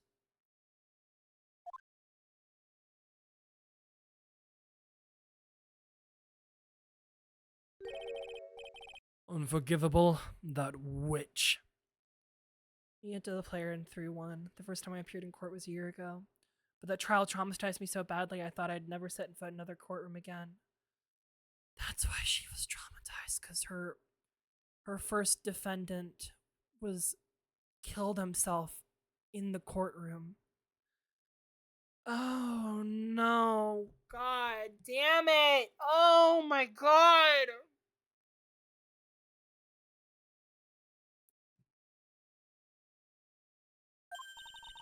Mr. Armando!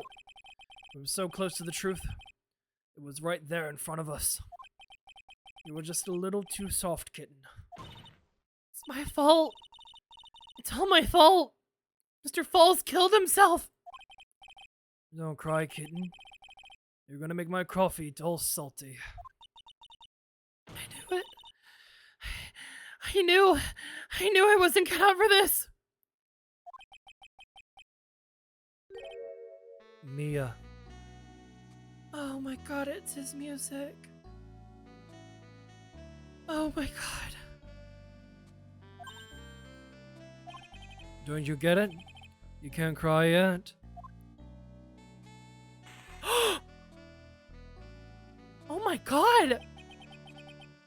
The only time a lawyer can cry is when it's all over. Mr. Armando.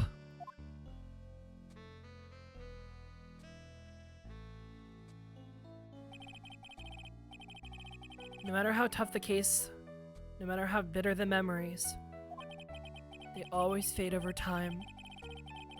Then you file them away and eventually you forget them. The fuck happened? I wasn't looking. He broke his coffee cup in his hand. Oh my god. Oh my god. Sorry.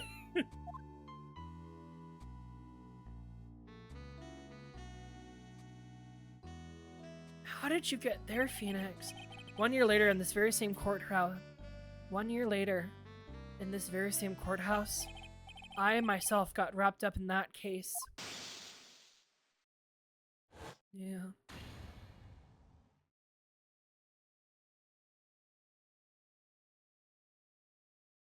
What happened in the trial? Oh, Terry Fawles killed himself by poisoning himself.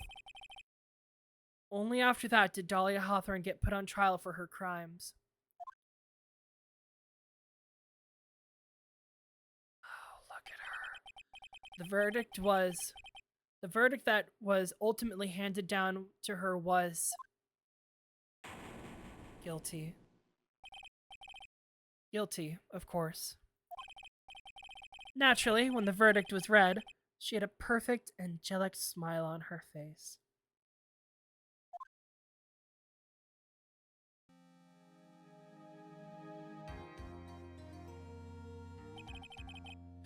It was finally over. At least that's what I thought at the time. Unfortunately, I couldn't have been more wrong. What? It's been 5 years, but now something has happened that's made me remember all of this.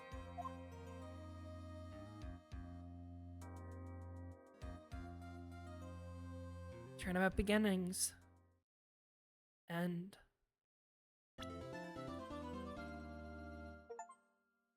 Oh, a brand new episode has been added. Bridge to Turnabout.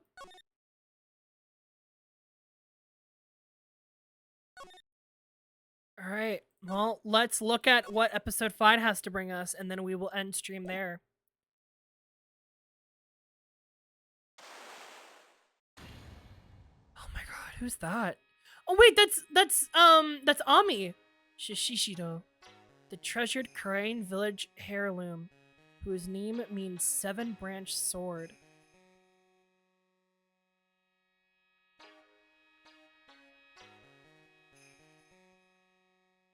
It is said that this sacred sword represents life itself.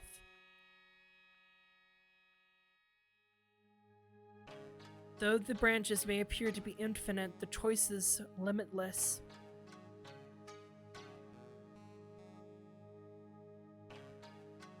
Like our destinies, the sword comes to but one end. One merciless point. Dahlia. And when the silver cord, the fragile thread that binds us to this world, is severed,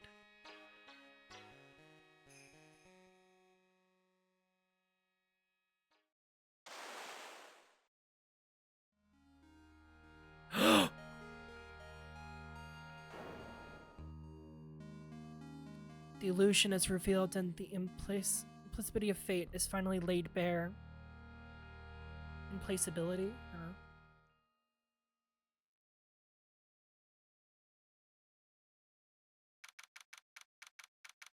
February 6th, 9:48 a.m.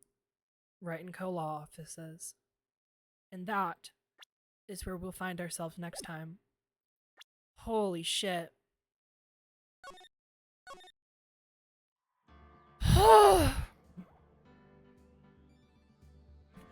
Oh my god. I was not expecting that case to be so dark! Holy shit. Oh my god.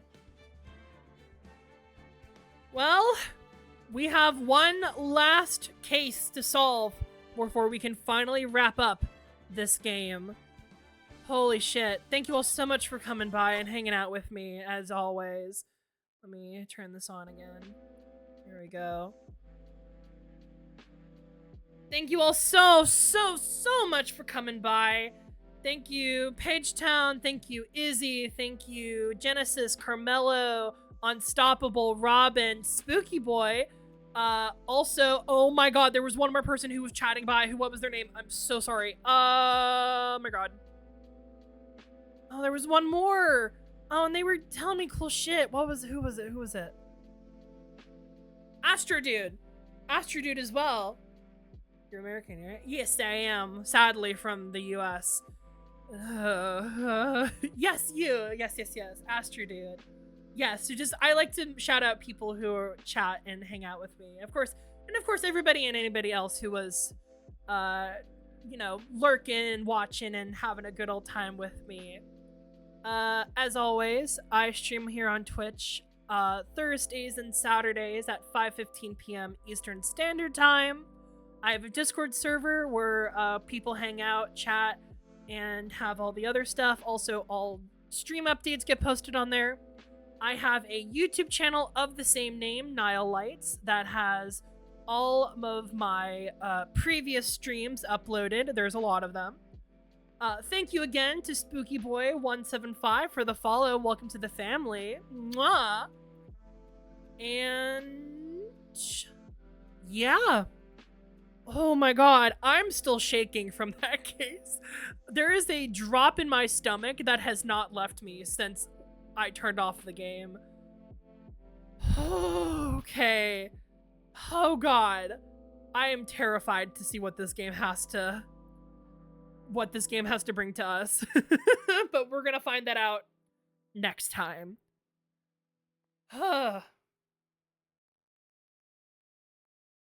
This is a watch jam line. I do not, sadly. But again, I don't get out much. And I don't wear a watch. Oh god. Thank you all so much for coming by. And I'll see you guys next time. Bye! Mwah!